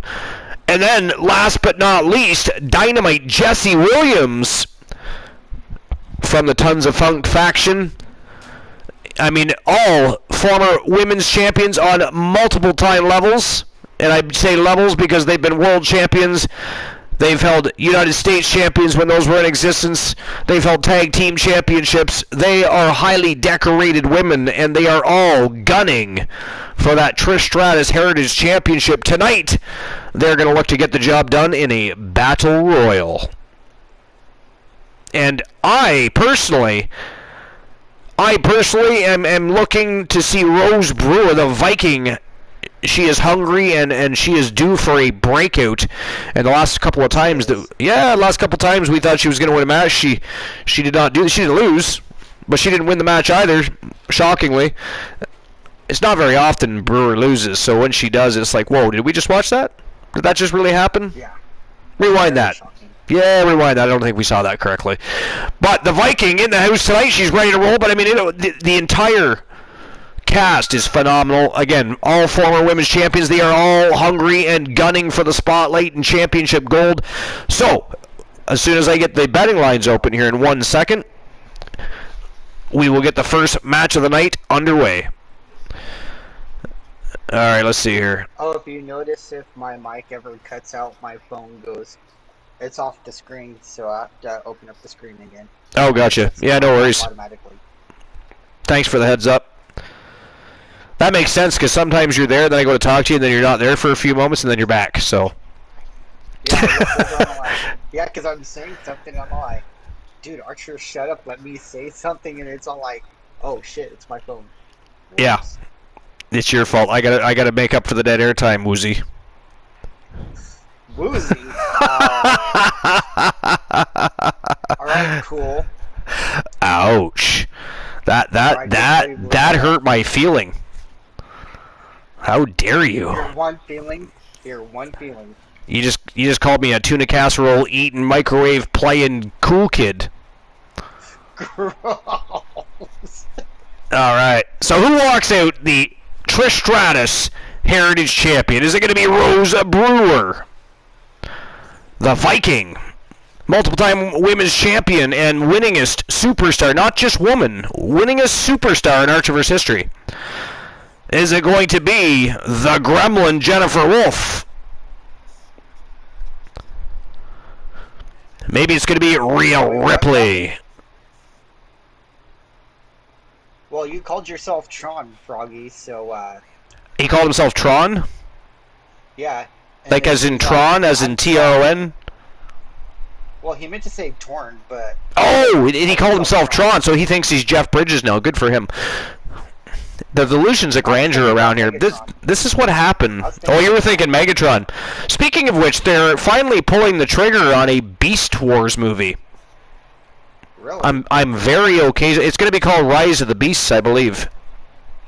It's about time, dude. Oh yeah, dude, Beast Wars was better than the original. Fuck yeah. I loved they did a CGI television show. It was fantastic. I loved it. I used to So watch Beast Wars every morning before I went to school with my mom. so perhaps And that was when I was in high school. Perhaps Victoria Valiant is going to win this matchup. Maybe it's going to be Becky Lynch. What about Dynamite Jesse Williams?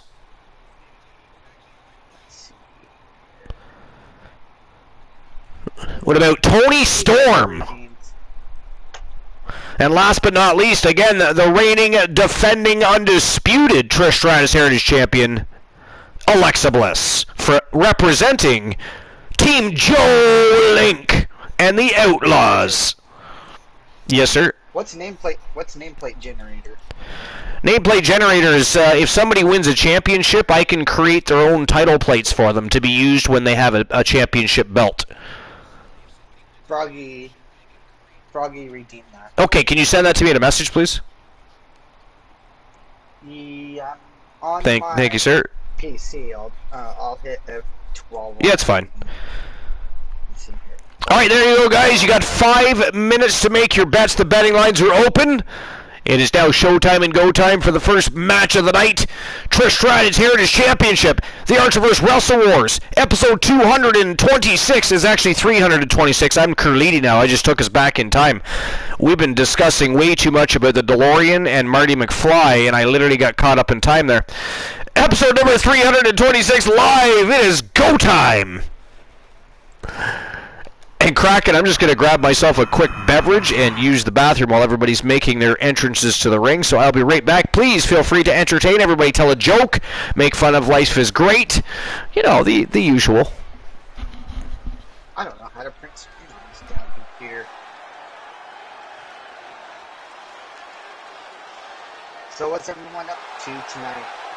I don't know about y'all. The following contest is an 8-woman battle royal. And is for the World Heritage Championship. Introducing the challenger, representing the Alliance from the Pacific Islands, the villain, Victoria Valiant. Here we go, gentlemen. Huge title match coming up. And a huge opportunity for the champ to prove to everyone that there truly is none better in all of WWE right now. Perhaps the biggest match of her career tonight.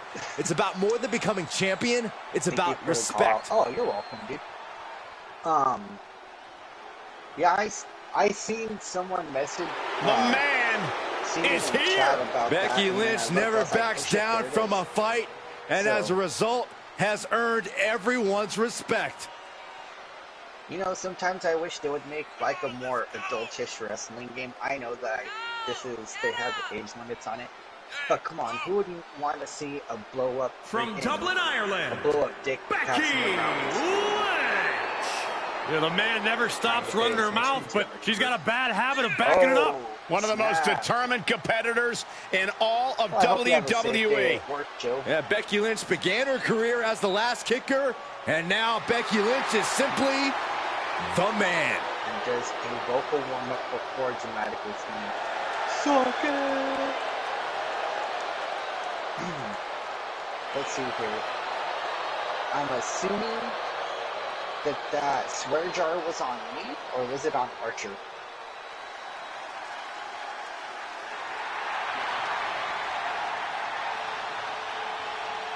But as far as I know for now... Now the nightmare is real. Rash, bold, and unashamed. Brutality has arrived. Without cursing. Oh, it was from Adelaide, Australia. Okay. Nobody say a word to Archer. The first ever woman to hold the NXT UK Championship has gone on to hold the NXT Women's Championship and the Raw Women's title. Now let's not forget the first NXT competitor to ever put their title on the line at WrestleMania. I would be.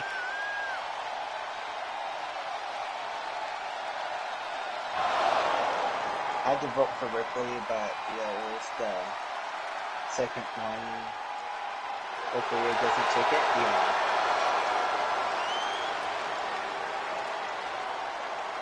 I'm not a fan of Becky Lynch. Not a fan. You know, some would call this confidence, others arrogance. That's the look on the face of Rhea Ripley. What we do know is that Rhea Ripley is always prepared for any kind of fight. I could say so many things. I'd just rather not. Alexa Bliss is just a deal on the betting list. Oh. See, that's why I thought it was Becky Lynch.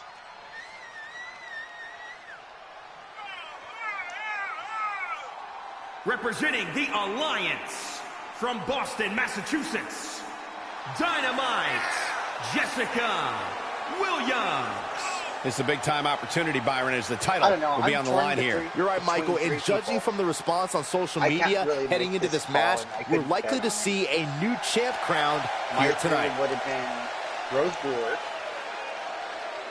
Rhea Ripley, and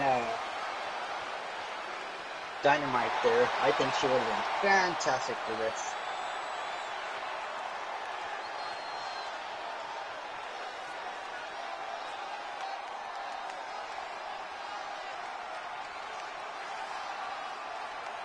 Yeah, dude, Ripley's fucking great, dude.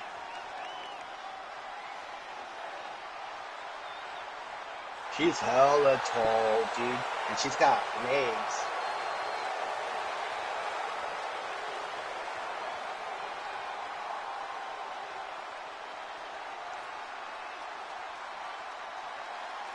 From Lake Forest, Illinois, the Gremlin, Princess Jennifer Wolf. Here we go, gentlemen. Huge title match coming up. And a huge opportunity for the champ to prove to everyone that there truly is none better in all of WWE right now.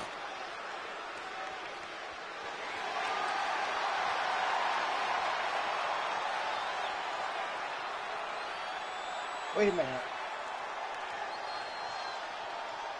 I'm surprised the challenger is all business. She's been training harder than ever for this title opportunity. I see people's shirts. I just don't see any signs in the crowds.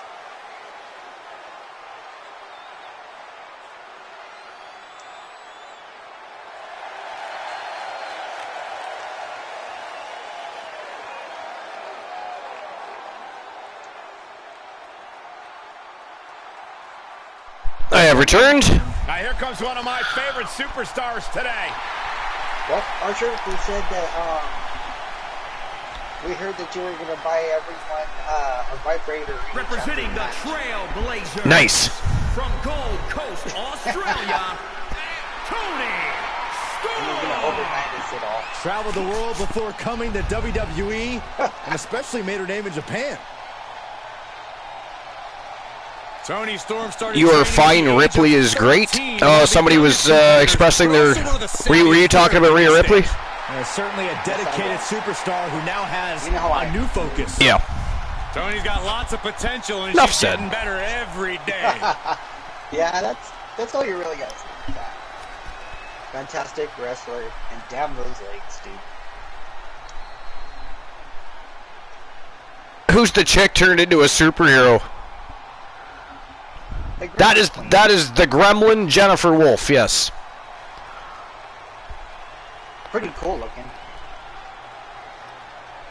You know, Archer, how come there's no signs in the crowd? representing the Order from I don't actually know. the Viking. Normally there is. It's a big-time opportunity, Byron, as the title will be on the line here. You're right, Michael. And judging from the response on social media heading into this Oh, and match, Oh, I have a swear jar. Thank you, Joe Link. Crowned here tonight. And how dare whoever put that swear jar on me, by the way. I'm going to look right now. Ah, damn it, Joe. The Blind Locksmith. How dare you, sir? We weren't supposed to tell Archer. You are looking at a woman at the top of her game. The Blind Locksmith up to some villainy. Almighty Exotic in the house. What's going on, Almighty? Yo, what's up, Exotic? Fan the chat.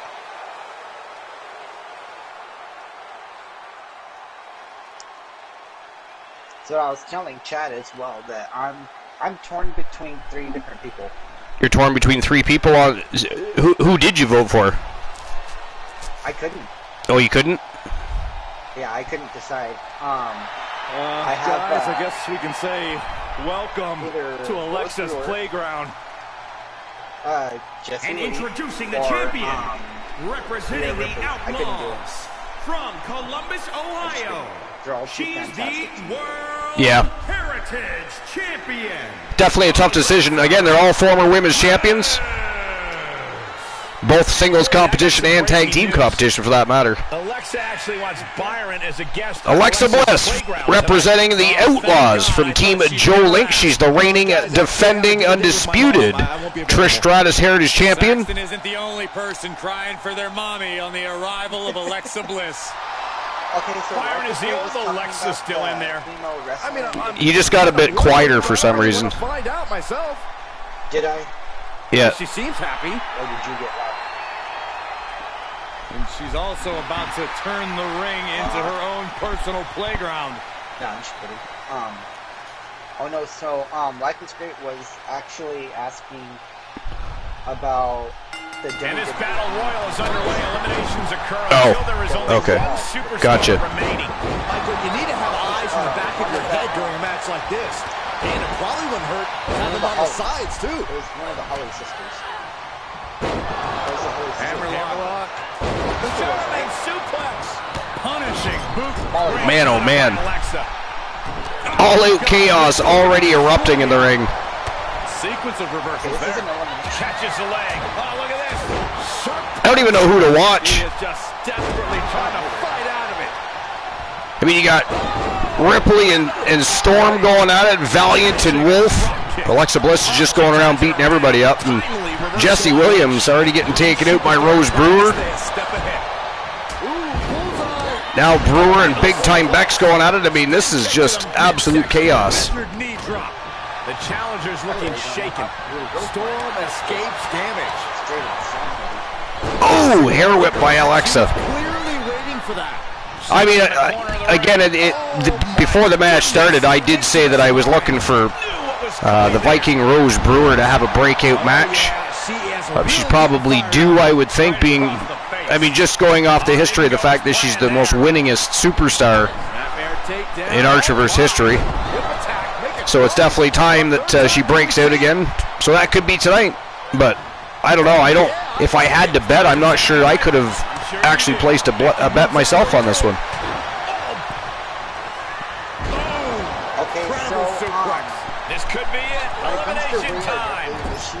Reversal. What a counter. Oh, look at this. Oh, Alexa just about got eliminated. Suplex.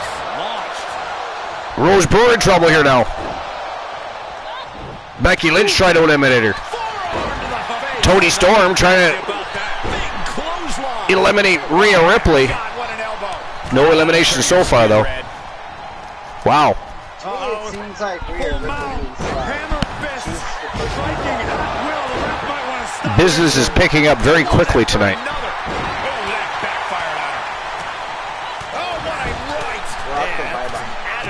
I wonder if we'll see. I wonder if we'll see little Joey tonight.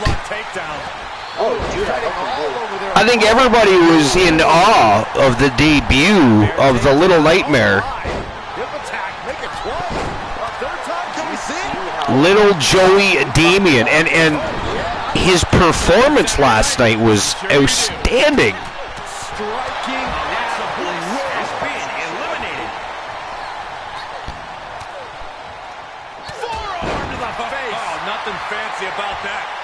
Oh, follow-away slam by the Viking.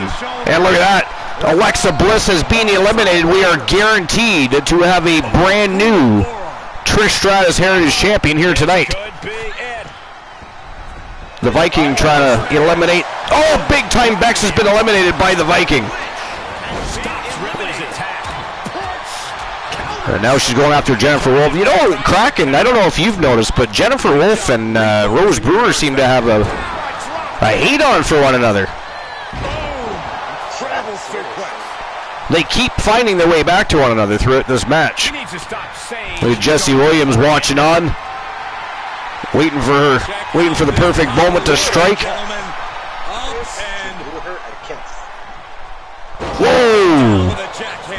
Big jackhammer by the Viking there. A bad place to be for the challenger. And she is just unloading on Jennifer Wolf. The Gremlin taking a bit of a beating here from the most winningest superstar in Archerverse history. But look at this. The Gremlin tried to eliminate her, just about did, but she held onto that top rope, and she's climbing back through the ropes here now. Make it twice. A third time, can we see it? Waistlock. Joe Link says, oh man, Alexa is out. Let's go Ripley. I'd be happy with either, but now it's all out for Ripley. Ooh, Toni Storm just sticking her ass right in her face. I'm not sure if that's... I mean, I'd be okay with that.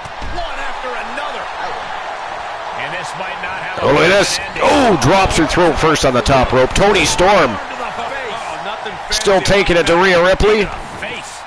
Dynamite Jesse Williams with a Northern Light suplex on the Gremlin. Victoria Valiant down and out, and looks like the Viking is stalking her down here. Basement drop kick. She's got an answer for that. Oh, what a counter. Oh, man, what a strike. She's feeling it, and the WWE Universe is feeling it too. The Blind Locksmith says, I was just saying to Frogs, that ass could kill someone. Battling to stay alive now. She had it scouted. Oh, look at this. Victoria Valiant with Rose Brewer in trouble here. But Rose grabs onto that bottom rope, though. Double underhook applied. Up and face buster. She flips it back on her. Ripley avoids the attack. Almost. We are down to just 6 women. Wow. Big jumping DDT by the Vixen Villain on the Viking.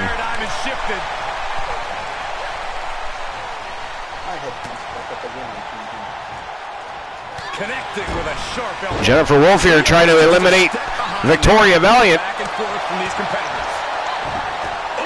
Valiant hanging on though. She grabs onto that bottom rope, but the Gremlin done trying to shove her out with her boot. Oh, and she did it! The Gremlin eliminated the Vixen Villain. And now Rhea Ripley looking to eliminate the Gremlin. Oh, and tossed her clean over the top rope. Just after eliminating Victoria Valiant, Rhea Ripley sends the gremlin flying over the top rope to join her. We are down to 4. Dynamite Jesse Williams, the Viking, Rose Brewer, Toni Storm, and of course Rhea Ripley. Will, the ref might want to stop this one. Oh, the elbow connects. Oh my God, shoulder breaker.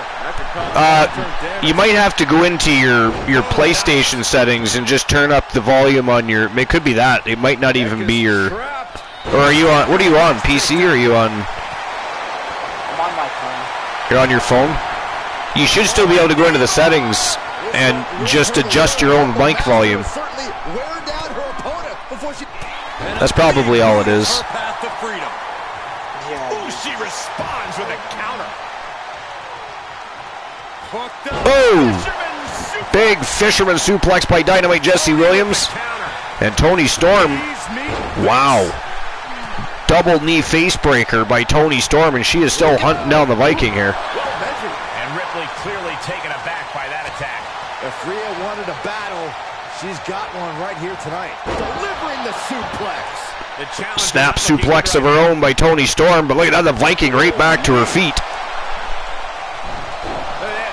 But taken right back down by another snap suplex. Dynamite Jesse Williams now trying to. Oh, and there goes Rhea Ripley. We are down to 3. Big sit-down power bomb by Toni Storm. Turns her sights to Dynamite Jesse Williams. And another suplex, this time to Williams. Beginning of the end. Countered it. Nice counter by Williams. Oh!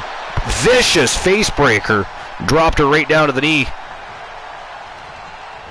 Ooh, she hit the corner hard. Looking for elimination here. Catches the kick. Ooh, she just. Well, I mean, at times I can hear you loud and clear, and then other times I can't. I don't know if it's just how far you are away from the microphone, or. We'll get your attention. No, I got Schoolboy.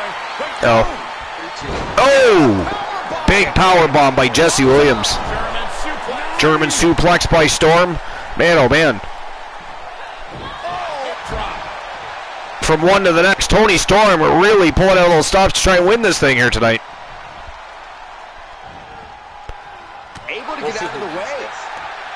These two showing how well scouted they each are. She did her homework there. You have to sense that fatigue. Toni Storm in a little bit of trouble here now. Oh, grabs the heads of Williams and Brewer and clanks them together. Quite an effective. Rang their bells, if you will. Storm got out of the way.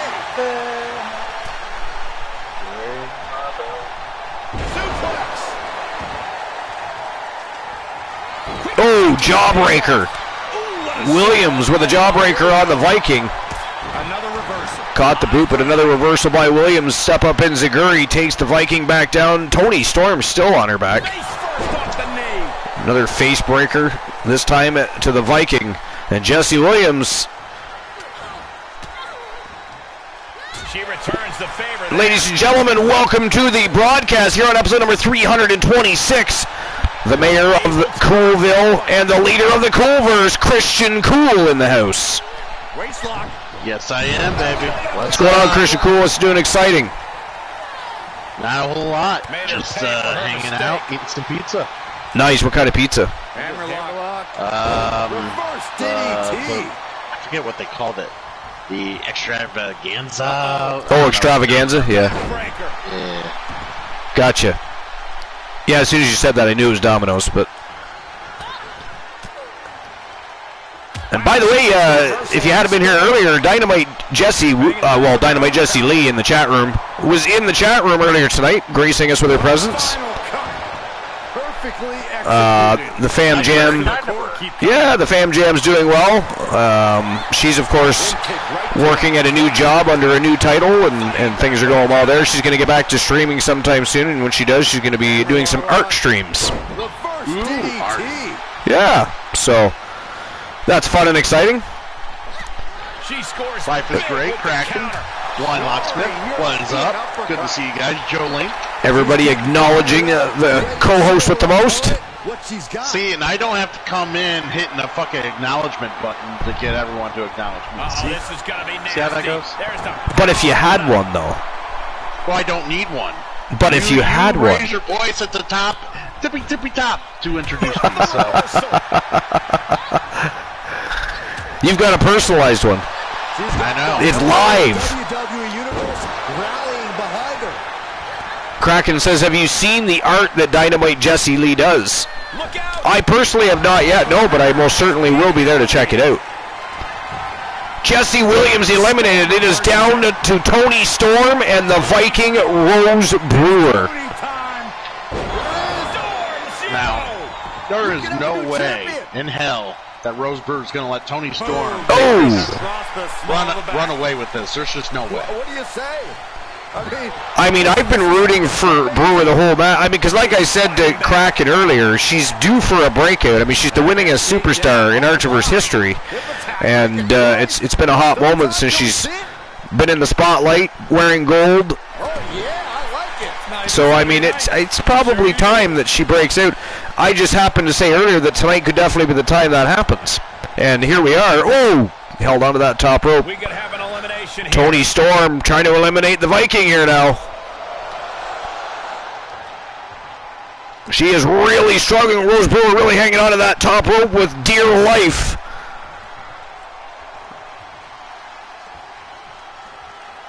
Brewer fight, look at that! Shoulder block right to the midsection. Fights back into the ring. Comes the Viking. Now that's what I call resistance. Fuck yeah, evaded elimination. Did Rose Brewer. Look at this electric chair drop. Toni Storm bounced off the canvas. Oh, here we go. The Vikings scooped her up, but Toni Storm with some elbows to the side of the head. Nice fisherman suplex. I'll be honest, Toni Storm has had a great match, as has Rose Brewer, but I mean, Toni Storm has been on fire tonight. Well, never mind that she's been on fire, Archer. Rose Brewer is a Viking, and Vikings know how to deal with storms quite easily. They know how to deal with storms. Oh, just like that, you mean? Good Lord, Baraja strikes, and Brewer with a big power slam. I'm a fan of Toni Storm in the ring. I'm not a fan of her and her attitude. There's the power into the... Oh, jackhammer. Woo! The Viking.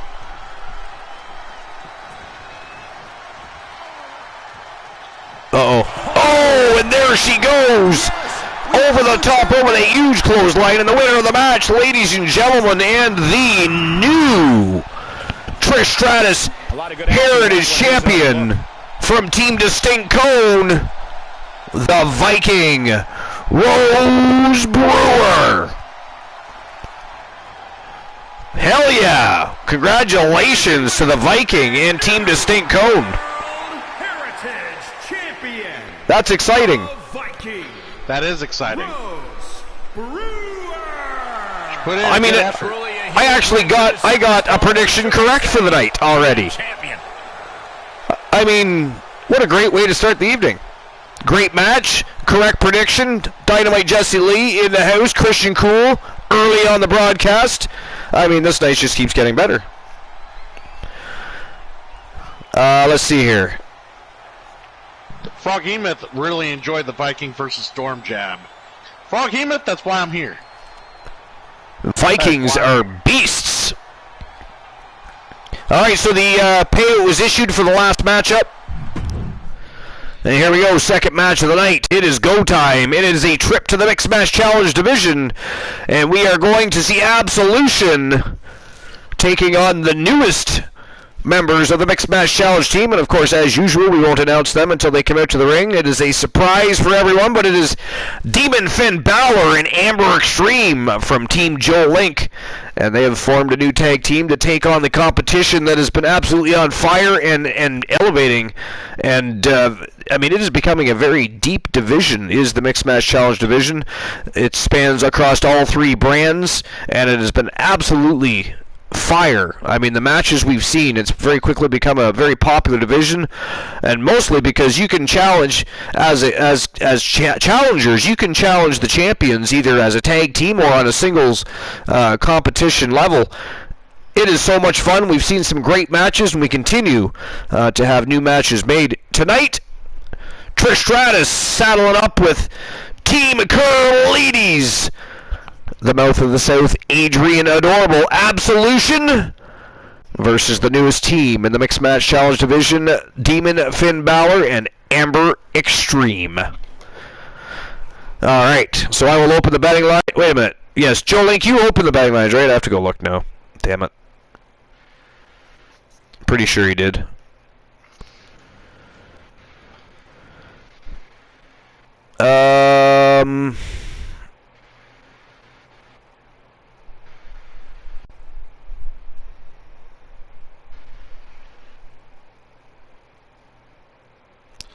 Joe Link also, by the way, recently redeemed a Silly Cool.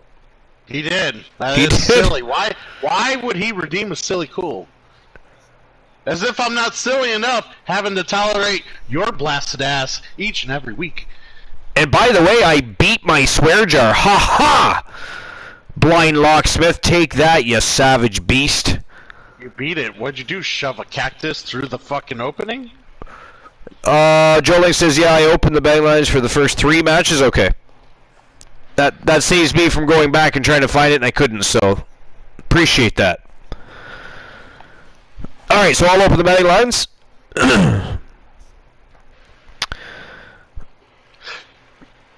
So who walks out with the W?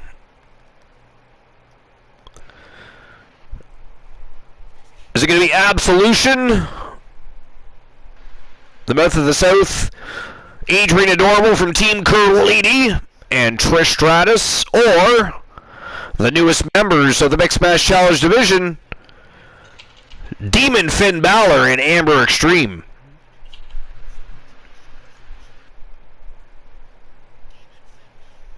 Five minutes to make your bets.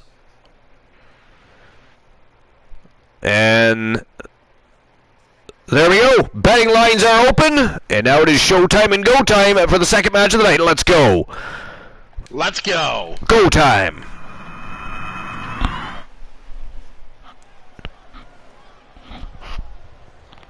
This is just like the fan fiction I wrote.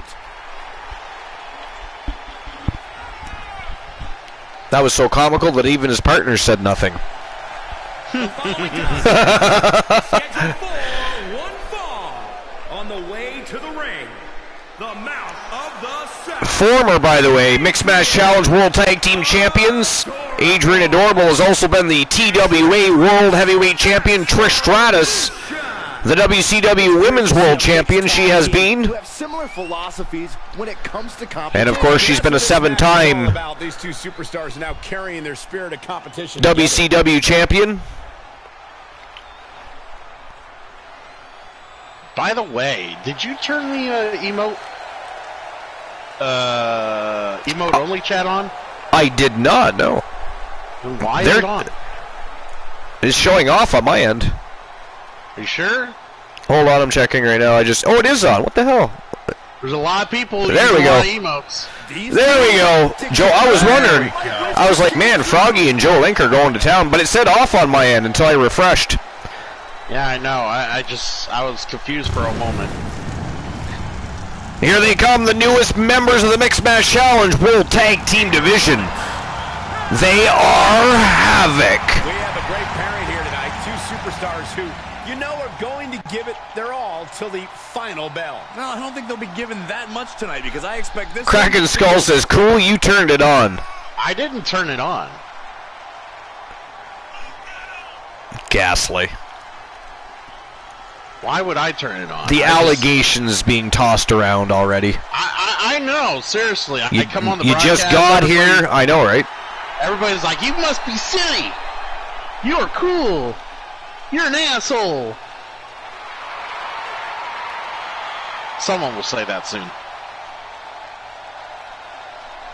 Froggy still posted an emote. He does not care that we turned off emotes only. They're going to post emotes anyway. I know, right?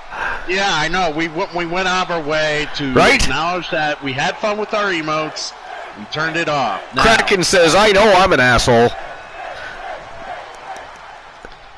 But Kraken, that's why we love you. You can admit it. A mixed tag match. And he was able to Everybody else is just being deceitful. And at this point, tossing allegations at poor Christian Cool, who just got here. I know. I apologize for the antics of the rest of our extended family. I really do. They're sometimes just so villainous. I don't know what to do with them. I would say, I mean, I would suggest dunce caps, but that's a lot of dunce caps, and I just don't want to spend that kind of money. Tossed into the corner. Thank you, Kraken Skull. I also admit I love vibrators. Oh, I said that last night. I was just really happy that, because, again, when you're sitting in your office with your feet kicked back, sucking back on a coffee, waiting for the evening's events to start taking place and transpiring, and you get that message across that says, new superstar added to the roster, Little Joey Nightmare from Team Kraken Skulls, you automatically think the very worst things possible. Like, for instance, somebody being forced to dress up in a Vibrators costume and come out with the Nightmare Joseph Damien, or Ann Damien, or whoever else from that family, because they are all just a little, well, how would you put it, different. Different? Different. But, I don't know.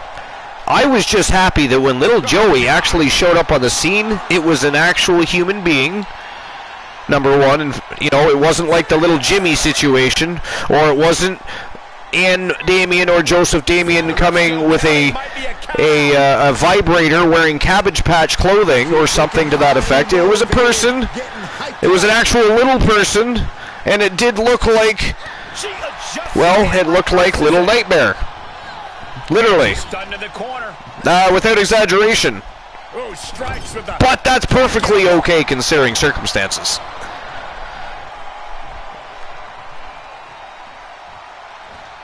Christian Cool, you're just aiding and abetting the fiends with the emotes now. Yeah, you know, they're fighting, they're constantly hitting the emotes, I figure I'll emote back. Yeah, except for some people that want to actually chat that don't like the emotes may not stick around. Needs to reassess her strategy. That's the only reason I don't use emotes only very often. I know it can become bothersome. He was waiting for him to make his move. Oh, shit. Big club right across Finn Balor's chest. Systematic attack on that shoulder. And by the way, did you bet for this one? It's the Dragon Sleeper. Did you? I did not. I can't. It will not let me. Looks like only one person bet, and they bet for Balor and Extreme, which we now know is Havoc. Ducking out of trouble. From behind. Back suplex. He tags out, which means it's now time for the women to compete. Whoa, misses a diving clothesline. The old leg toss. This Amber Extreme from Team Jolink has been impressive since showing up on the scene. She's already had a couple of victories under her belt. Yeah, she's got a very interesting attire. She does. Really loves that US of A. US of A. It is definitely red and blue. And who the hell keeps turning on the emote only? Series of reversals. Whoever has mod powers. Like everyone in this, that's everyone in this chat. Actually, no, there's only like 6 people with mod powers. The rest are all VIP.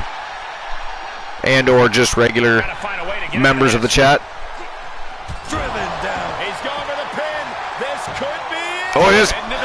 Adorable with a pin, but Amber Extreme breaks up the pin attempt, and Adrian Adorable clearly frustrated. Great match, though. I mean, it's been a bit of a back-and-forth contest. I would say Amber Extreme has looked the best in this matchup. And the torture rack. The torture rack. They're going to be broken in half. Wow, Adorable with a torture rack on Balor here. I'm not allowed to be silly with the emotes anymore, Jolene. I'm sorry. No more silliness with the emotes. Making that shoulder vulnerable. The Blind Locksmith says, freedom! Joe Link says she has a cool second outfit. Very similar colors, though. Likes those US of A colors. He is delivering elbows. Balor fighting back here. Some big elbows in the midsection of Adrian Adorable. Oh, double knee face breaker. Adorable might be out here. But Demon Balor not done. I tell you, Havoc looking good. Extreme has looked sensational. And I think if Trish Stratus could have been in this matchup more, I think Absolution would have done just a little bit better. But Adrian Adorable's been in there going to war with Finn Balor. And actually been getting the upper hand on Balor. But when it comes to Stratus and Extreme, has been all Amber Extreme here tonight.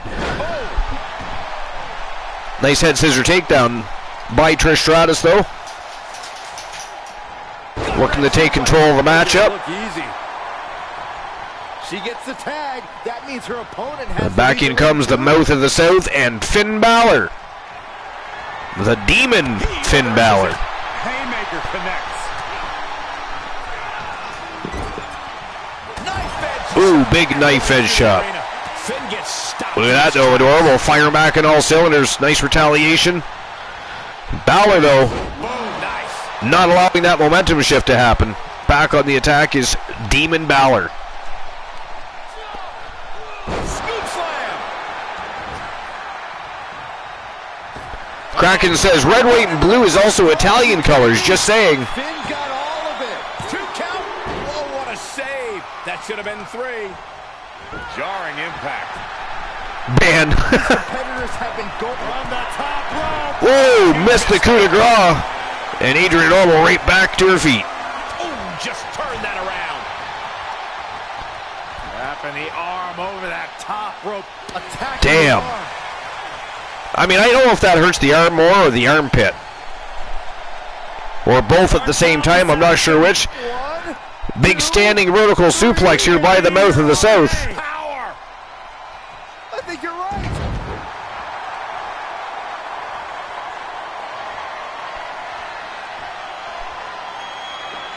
Whoa, a discus clothesline. He exploded out of nowhere with that.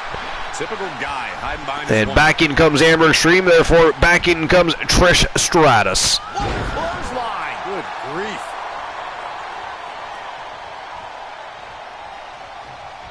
Oh, round and round we Nice go. move by Stratus, head scissor takedown. World head scissors.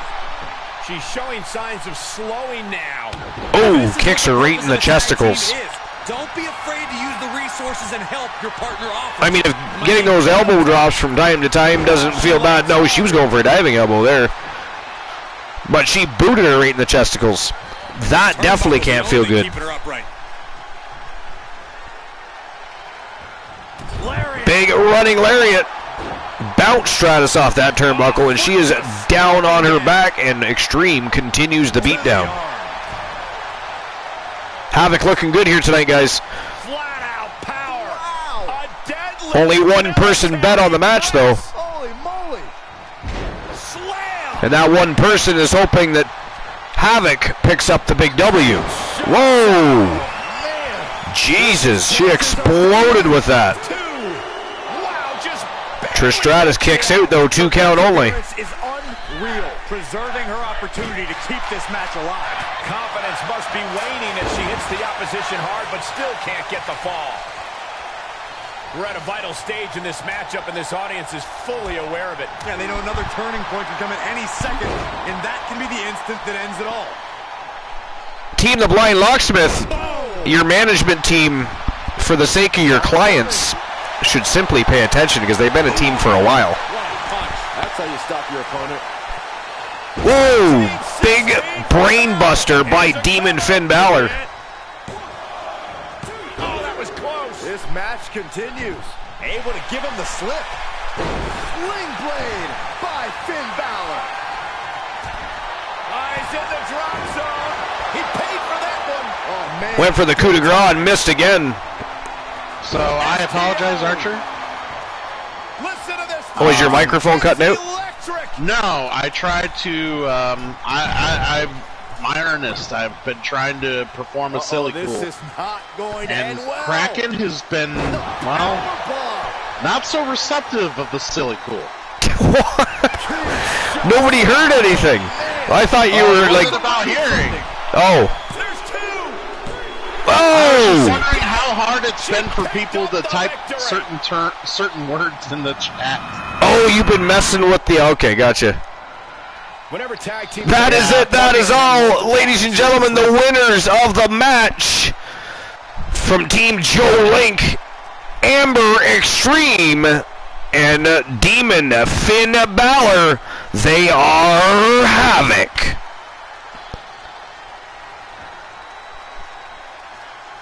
Did you have to go look that one up? Here are your winners. What's that? You said they are, and you just cut out. I didn't cut in. I just paused. I was waiting for all in all, words. it's been a pretty good evening for this. Yeah, so was I for about 5 minutes. Away victorious. Maybe a little hyperbolic, but these two performed like they All were right. born to be a tag team. So Havoc picks up a big win. That is their second win in the Mixed Match Challenge division, and by the way, that is Amber Extreme's fourth victory. All right, so I'll issue the payout for the one person that actually bet on that match.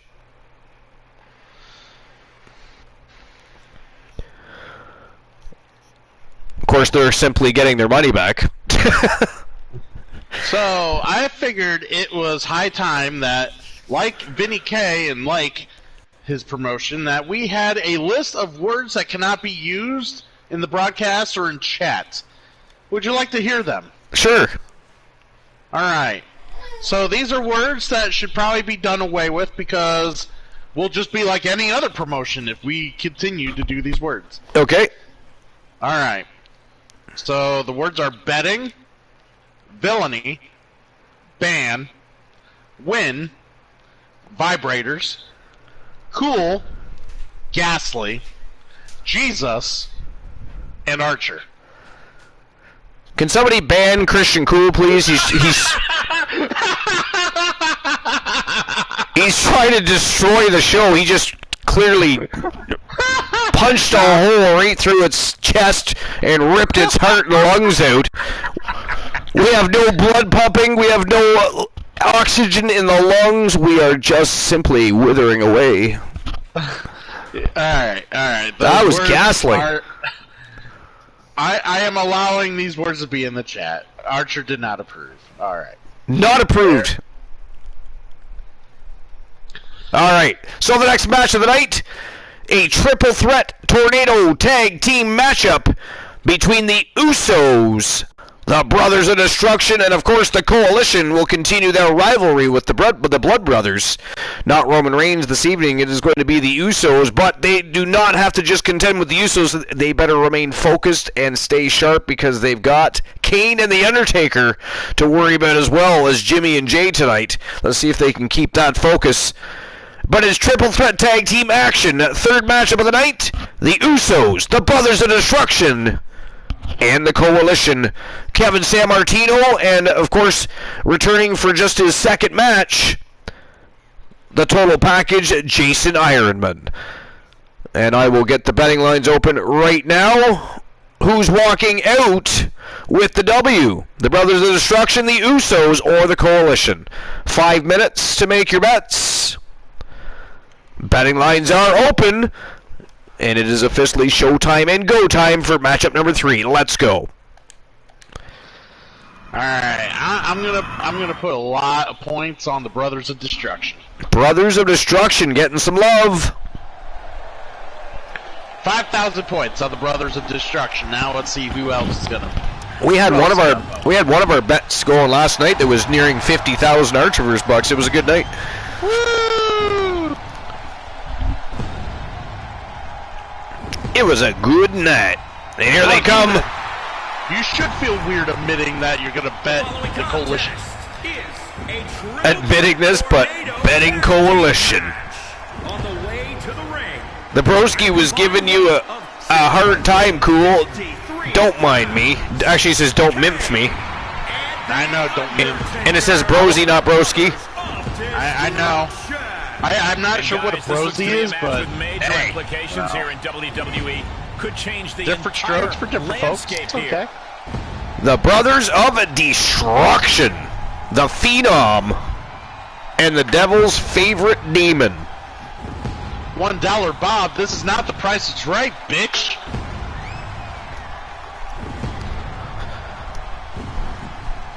The price is wrong, bitch. Exactly.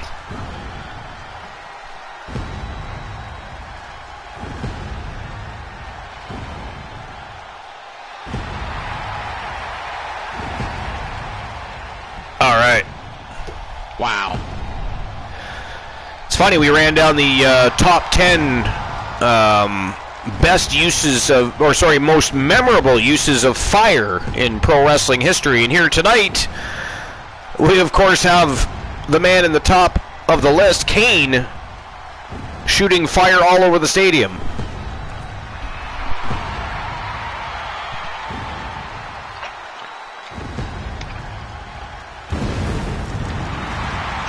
Which, if you ask me, is simply, you know,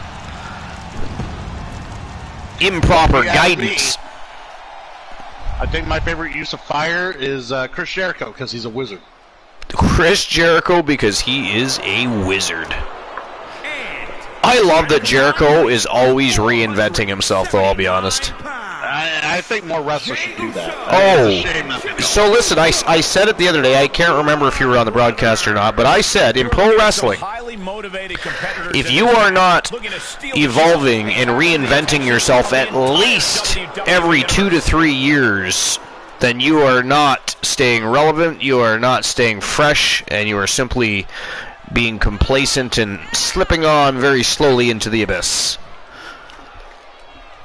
There are some people that are able to do that, but not very many. You know what I mean? There literally are superstars that can get away with doing the same thing week in, week out for their entire careers. But most people, to keep people invested and interested and keep the intrigue, I would say every 2 to 3 years, you need to switch it up. Or at least repackage yourself a little bit, even if you're not changing your gimmick entirely. Look at The Undertaker, for instance. He changed the American Badass gimmick like 3 times as a biker gimmick before going back to The Undertaker. So we know it's possible. If he can do it with something as simple as that, it's possible for anything. So he laid the groundwork for it. It's just too many people that all end up in AEW think that their way is the best way and the only way. And what are they going to do when it's stale is my question. What are they going to do when it's stale? I'm still waiting. Right?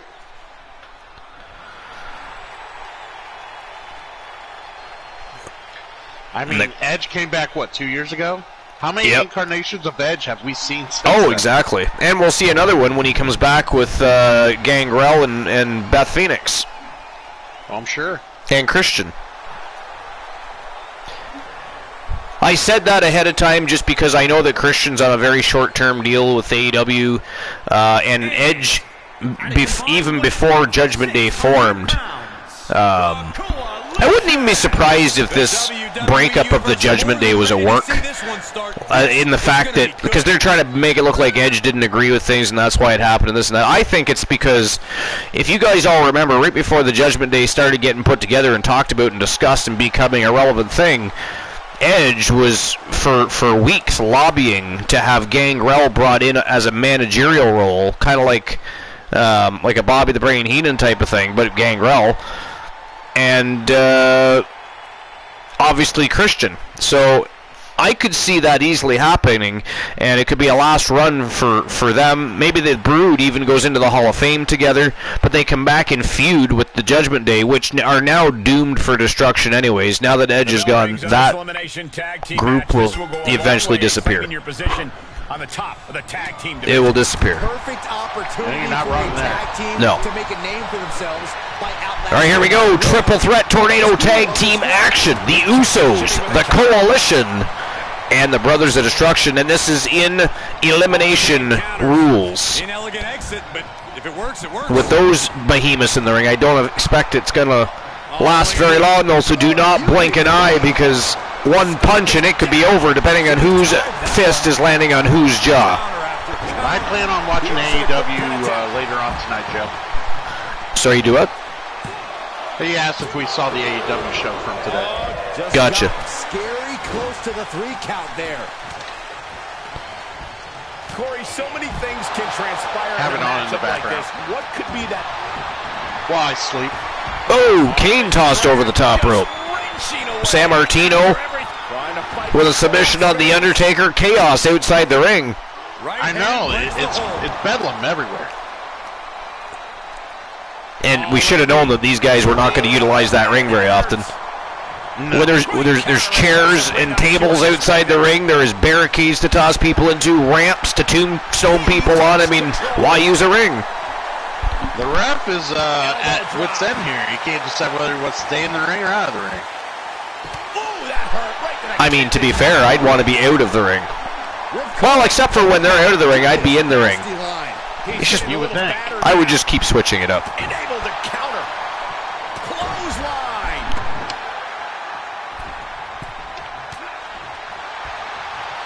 Look at him. Pride and poise personified. He saw it coming, taking advantage. You know, I have to say, San Martino has balls posing and taunting The Undertaker right to his face. Well, I mean, you're talking about, I mean, he's the single reason that the Blood Brothers and the Coalition even have a beef to begin with. It's been crazy what's been going on because of him. And anybody else he's pissed off backstage in the meantime, by the way. Not helping, likely, the fact that he's been hanging around Archer. Thankfully, Ironman is back. Maybe he can get the two under more control than they've been in the recent weeks. But it's been a crazy rivalry between the Coalition. And now you've got the Circle coming in and literally challenging everybody. They have even tried to start a beef with the Coalition. They get no rest these days. I'll tell you, no rest for the wicked. Now tonight, of course, Archer not joining the Coalition in the battle against the Usos because he'll be in action later this evening. He is going to be against one of the members of the Blood Brothers, but it is not in 1v1 action. What's the Undertaker got in mind here? Interesting. How about we take things a little old school? Yeah, I like it. Oh, big body shot by the Undertaker. I mean, you can almost see Kevin San Martino's liver come right out his kidneys. Shoulder up before the count. Right now, I just don't know what it's going to take. Jimmy dodges out of that. Yo, running Hurricanrana by Jimmy Uso on the Undertaker. Oh, man, right to the arm. Or is that Jey Uso? Kane turns it around. That is, He's moving around so quick, I can't tell. Oh, he missed the flying crossbody. That much I do know. If I could see his right arm there, I think it's actually Jimmy. Jay has the cross on his shoulder. But they're moving around so quick, there's so much chaos in there right now. You can't tell who's who with those guys. Damn twins, how dare they be twins. It's Jimmy. It is Jimmy, okay, that's what I thought. Oh, Undertaker with a pin on Jimmy. Breaks the close count. 2 count only, though. Some fight left. And Kane was looking for a submission with that pendulum backbreaker. He had him pressed right over top of his knee. Here we go. And San Martino going to battle with Jason. Oh, shit. Archer just got choke slammed to hell. This started as a match. Now it's a test. Referee doesn't see the pin, though. Archer got lucky here. Wait, is that Archer or Ironman? Sorry, Ironman. Yeah, I don't know why I said Archer. I mean, you both look like idiots, so I can see them sticks. Oh my God.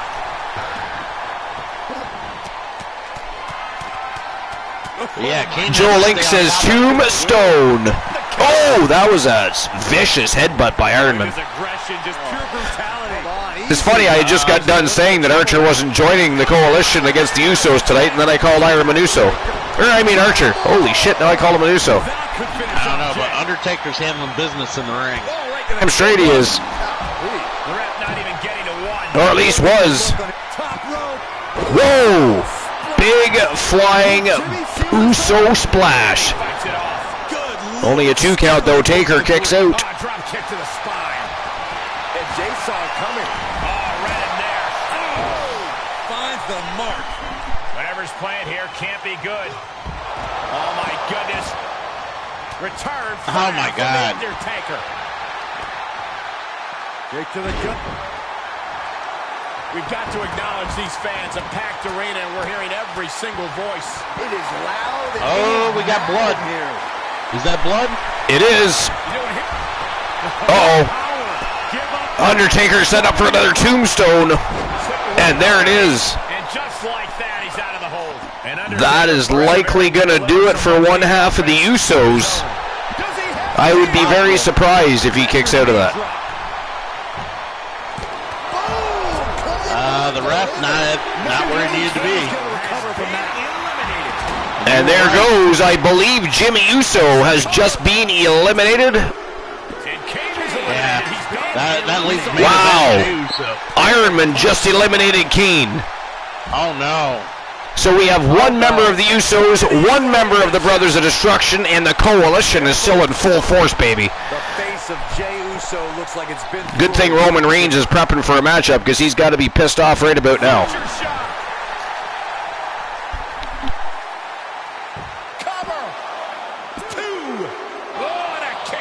The fact that these superstars can still be moving at this point. Now, I would have thought Undertaker would have broke that up, seeing that he needs all the help he can get right now. Oh, knocked him out cold. Wow, look, he's not even moving a muscle. Stiff as a board. The Coalition. That, San Martino got kicked in the nuts. Come back from under the apron. The Coalition finished off the Usos, and now they're looking to finish off the Brothers of Destruction. Boom! Short arm clothesline. Come on, boys. Oh, shit. That didn't look like it felt very good. Undertaker with a dragon screw leg whip on Ironman. Oh, and a vicious headbutt to San Martino. Look at that, reverses Ironman. Uh-oh. Ironman in trouble. Big power slam by Taker. San Martino. Oh, finally chops the big man down. And Ironman tried to grab a hold of him. San Martino, for whatever reason, decided to interfere in his own partner's business. He loves to hog the spotlight, Archer. He does. Look at this. Undertaker catches the boot, violently tosses Ironman onto his face, but wow. San Martino with a bear hug, belly-to-belly suplex. And now Ironman with some ground and pound. They are really beating the shit out of Undertaker here. Oh, this is going to be nasty. This is going to be bad. What's the impact? Definitely not where you want to be right now. Ooh, dropped him on his throat. Ironman with a little ruthless aggression. You don't see him usually pulling out antics like that, but tonight he's just looking to pick up a big victory for his faction. Does not care about morals at the moment. He just needs to beat down The Undertaker. And they are getting closer and closer to victory. He can smell it. Well, Kevin San Martino showboats to the crowd. Oh, look at this, setting him up. Oh! Down goes Taker. He was able to knock out Jey Uso, but not The Undertaker. That was close. The trademark resolve of The Undertaker on display. He will not stay down. Still can't get the 3, Archer. Nope. Ironman and Undertaker still struggling for control. Oh, scoop slam. And here comes Undertaker with a big leg drop.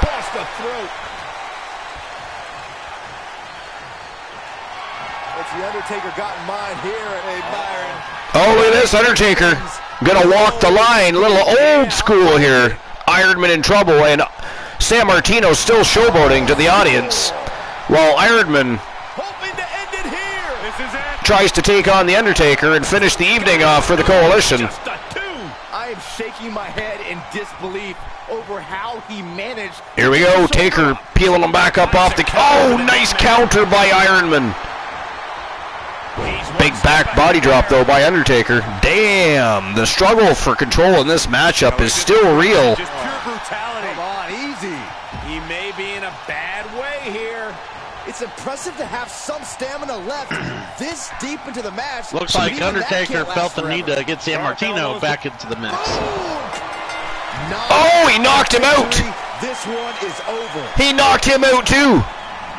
Ladies and gentlemen, the winners of this triple threat elimination style matchup from Team KOP 259 and the Archivers management team, in this matchup, the self-proclaimed savior of the Archivers, Kevin Sammartino, and the total package, Jason Ironman. They are the Coalition. Are no joke. All right, I'll issue the payout for that in a moment, if there is one to be given. Is there? Did anybody vote on that one? I know Cool did. He dropped 5,000 points against the Coalition, of course. I lost 5,000, yes. You lost 5,000 Archivers bucks to Joe Link, because I know Joe Link. Or no, wait a minute. Who was it? It was Froggy Mothlegs, I think, that bet for the Coalition. So I think you lost your 5,000 Archivers bucks to him.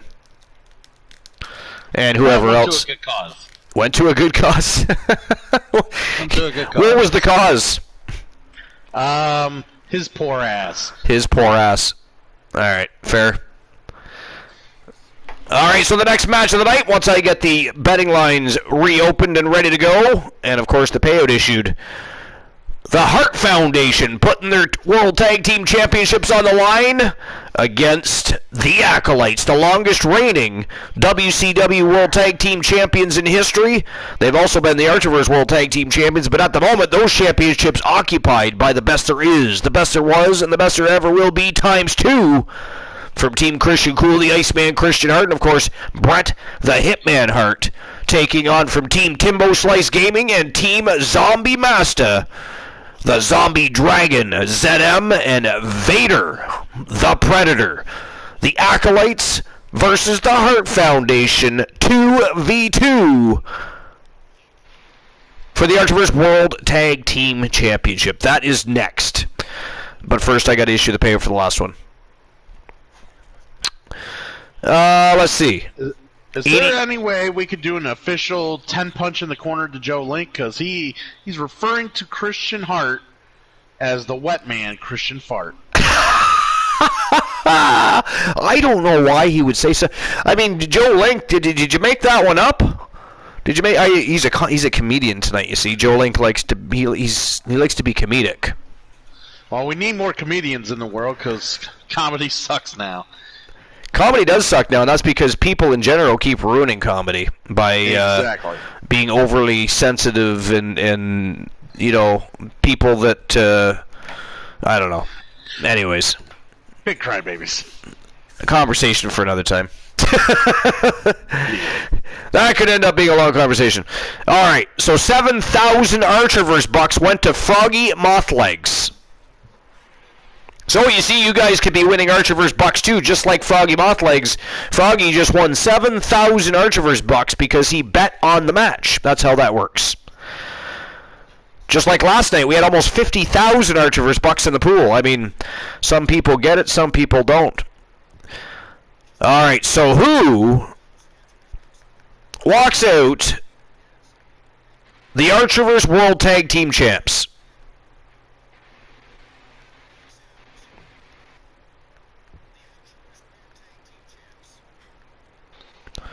Is it going to be the Hart Foundation?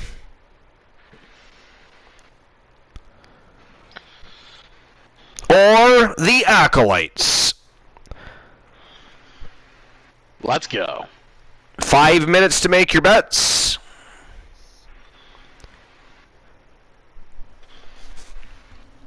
Five minutes to make your bets. Oh, come on, Twitch. Do better, man. Come on. Seriously. They are going to do better. They're going to pay us 55% of ad revenue now. They should be paying us a lot more than that because the amount of ads we play while people are trying to get into our streams, we don't even get a small percentage of.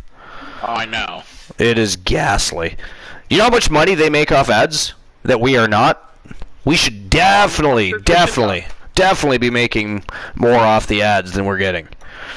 I bet you if we were to do a thorough investigation, the share given between affiliates, partners, and Twitch themselves is probably borderline legal.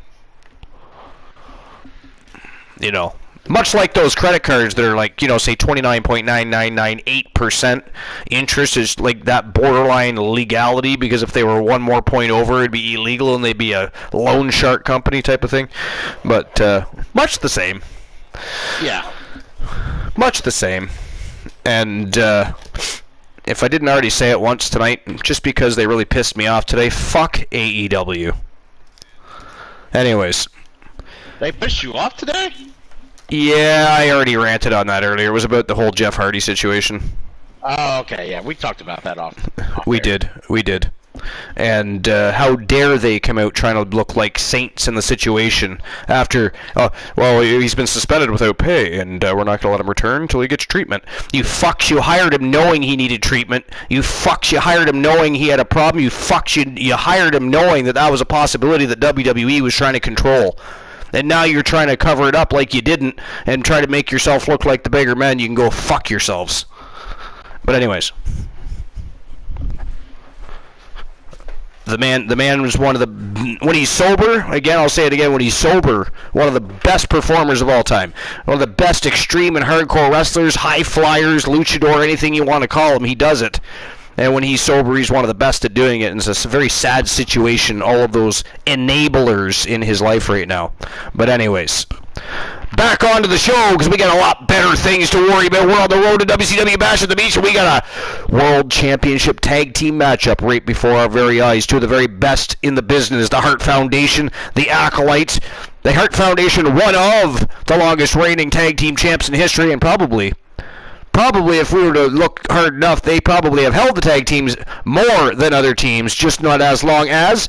But then you have the Acolytes, who have held it less times, but they also hold that record of being the longest reigning WCW World Tag Team Champions.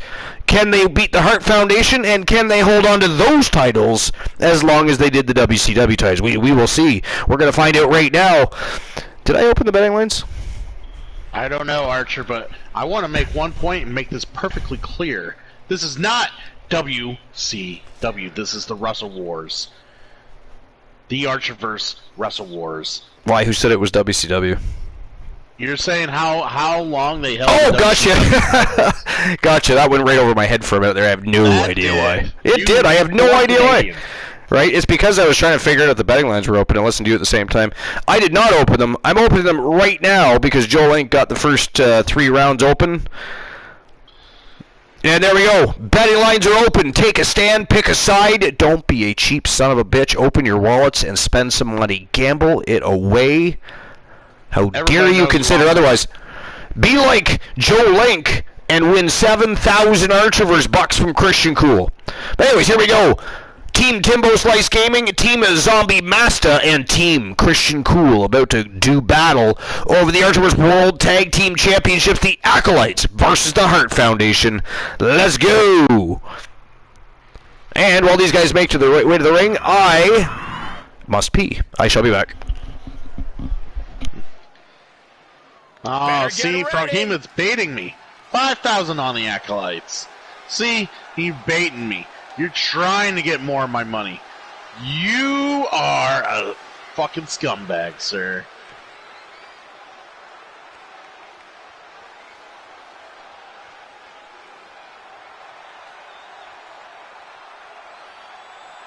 The following contest is scheduled for one fall and is for the World Tag Team Championship. Introducing the challengers at a combined weight of 601 pounds, the Acolytes. Remember, guys, the title is on the line here in this one. And I don't remember the last time the champ was in this much jeopardy, Cole. Tonight might just be the night the title changes hands.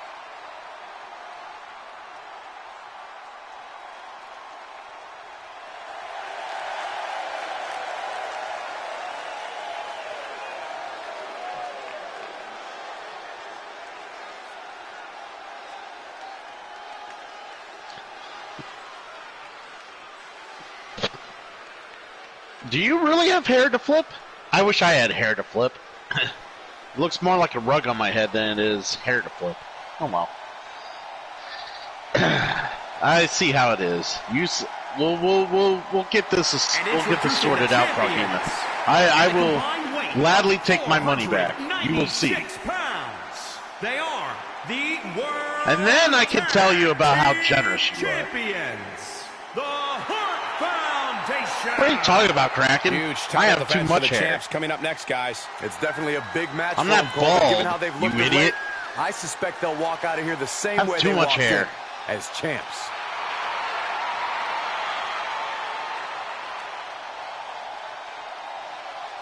That's right. I got all the testosterone in the world.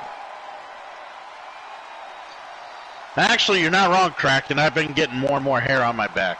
It's called age.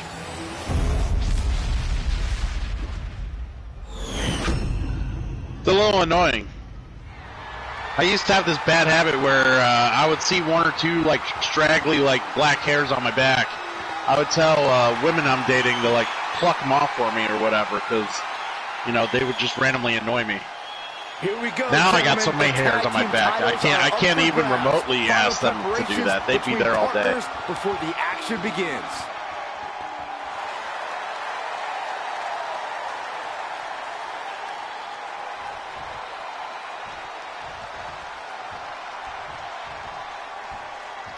And matches like this are really foundational to the sports entertainment experience. You're 100% right, Cole. Think of the legendary careers that began with tag team title reigns. We could be seeing someone take those first steps tonight.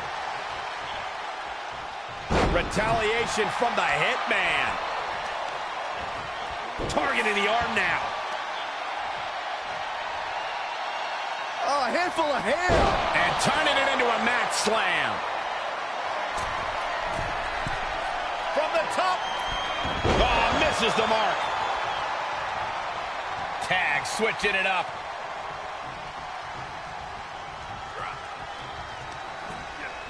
Oh, hard impact in the corner.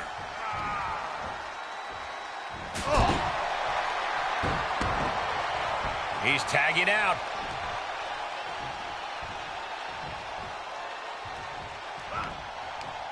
Going right after the neck. Neck breaker. Right in the mouth. Relentless. Enough already. Just deadlifting right there. The power. Superhuman. He's going for it all. Did they seriously say Hart Foundational? Low down splash. I have my I have the stream muted, so I don't know what the announcers are saying in there. Took a gamble once, took a gamble again. I have returned. Jackpot twice. And I see Is made. was a little tardier than I thought I was going to. I thought I'd be here before the match actually started. But these guys are well underway here. Oh, they are well under their way here. What have I missed? You haven't missed much. Just back and forth. Back and forth. A little bit back and forth, as expected. And they called the Hart Foundation Hart Foundation. Yes. With the tag is Bret Hart. In comes Bret. Ooh! Jumping front kick by Zombie. Masters the Zombie Dragon. Clean tag for his partner. Back in comes Big Vader, the Predator, from Team Timbo Slice Gaming. Big standing vertical suplex. The power of Vader.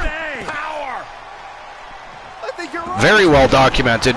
And Bret Hart comes crashing down on his spine. Barbaric amount of stomps. Vader just stomping a mud hole in him now here.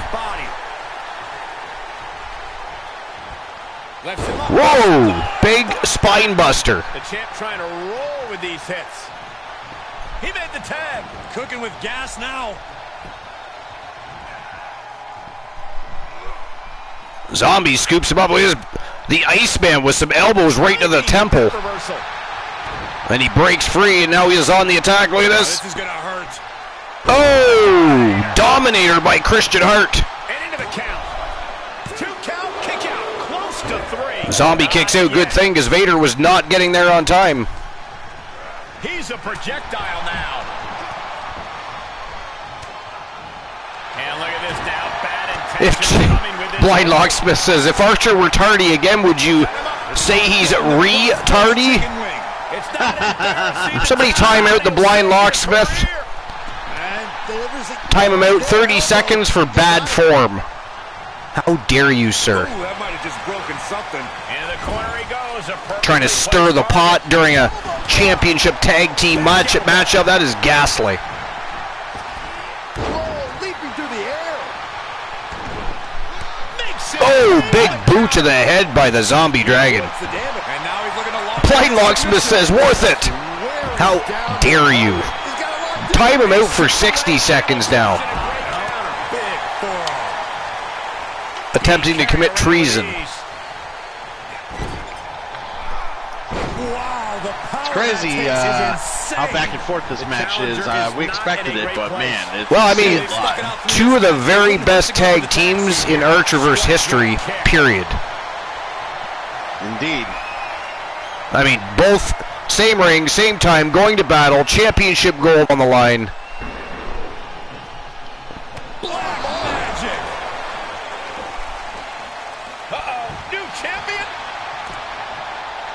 Zombie with the cover here. Oh, Bret Hart came flying across the ring, broke that pin up.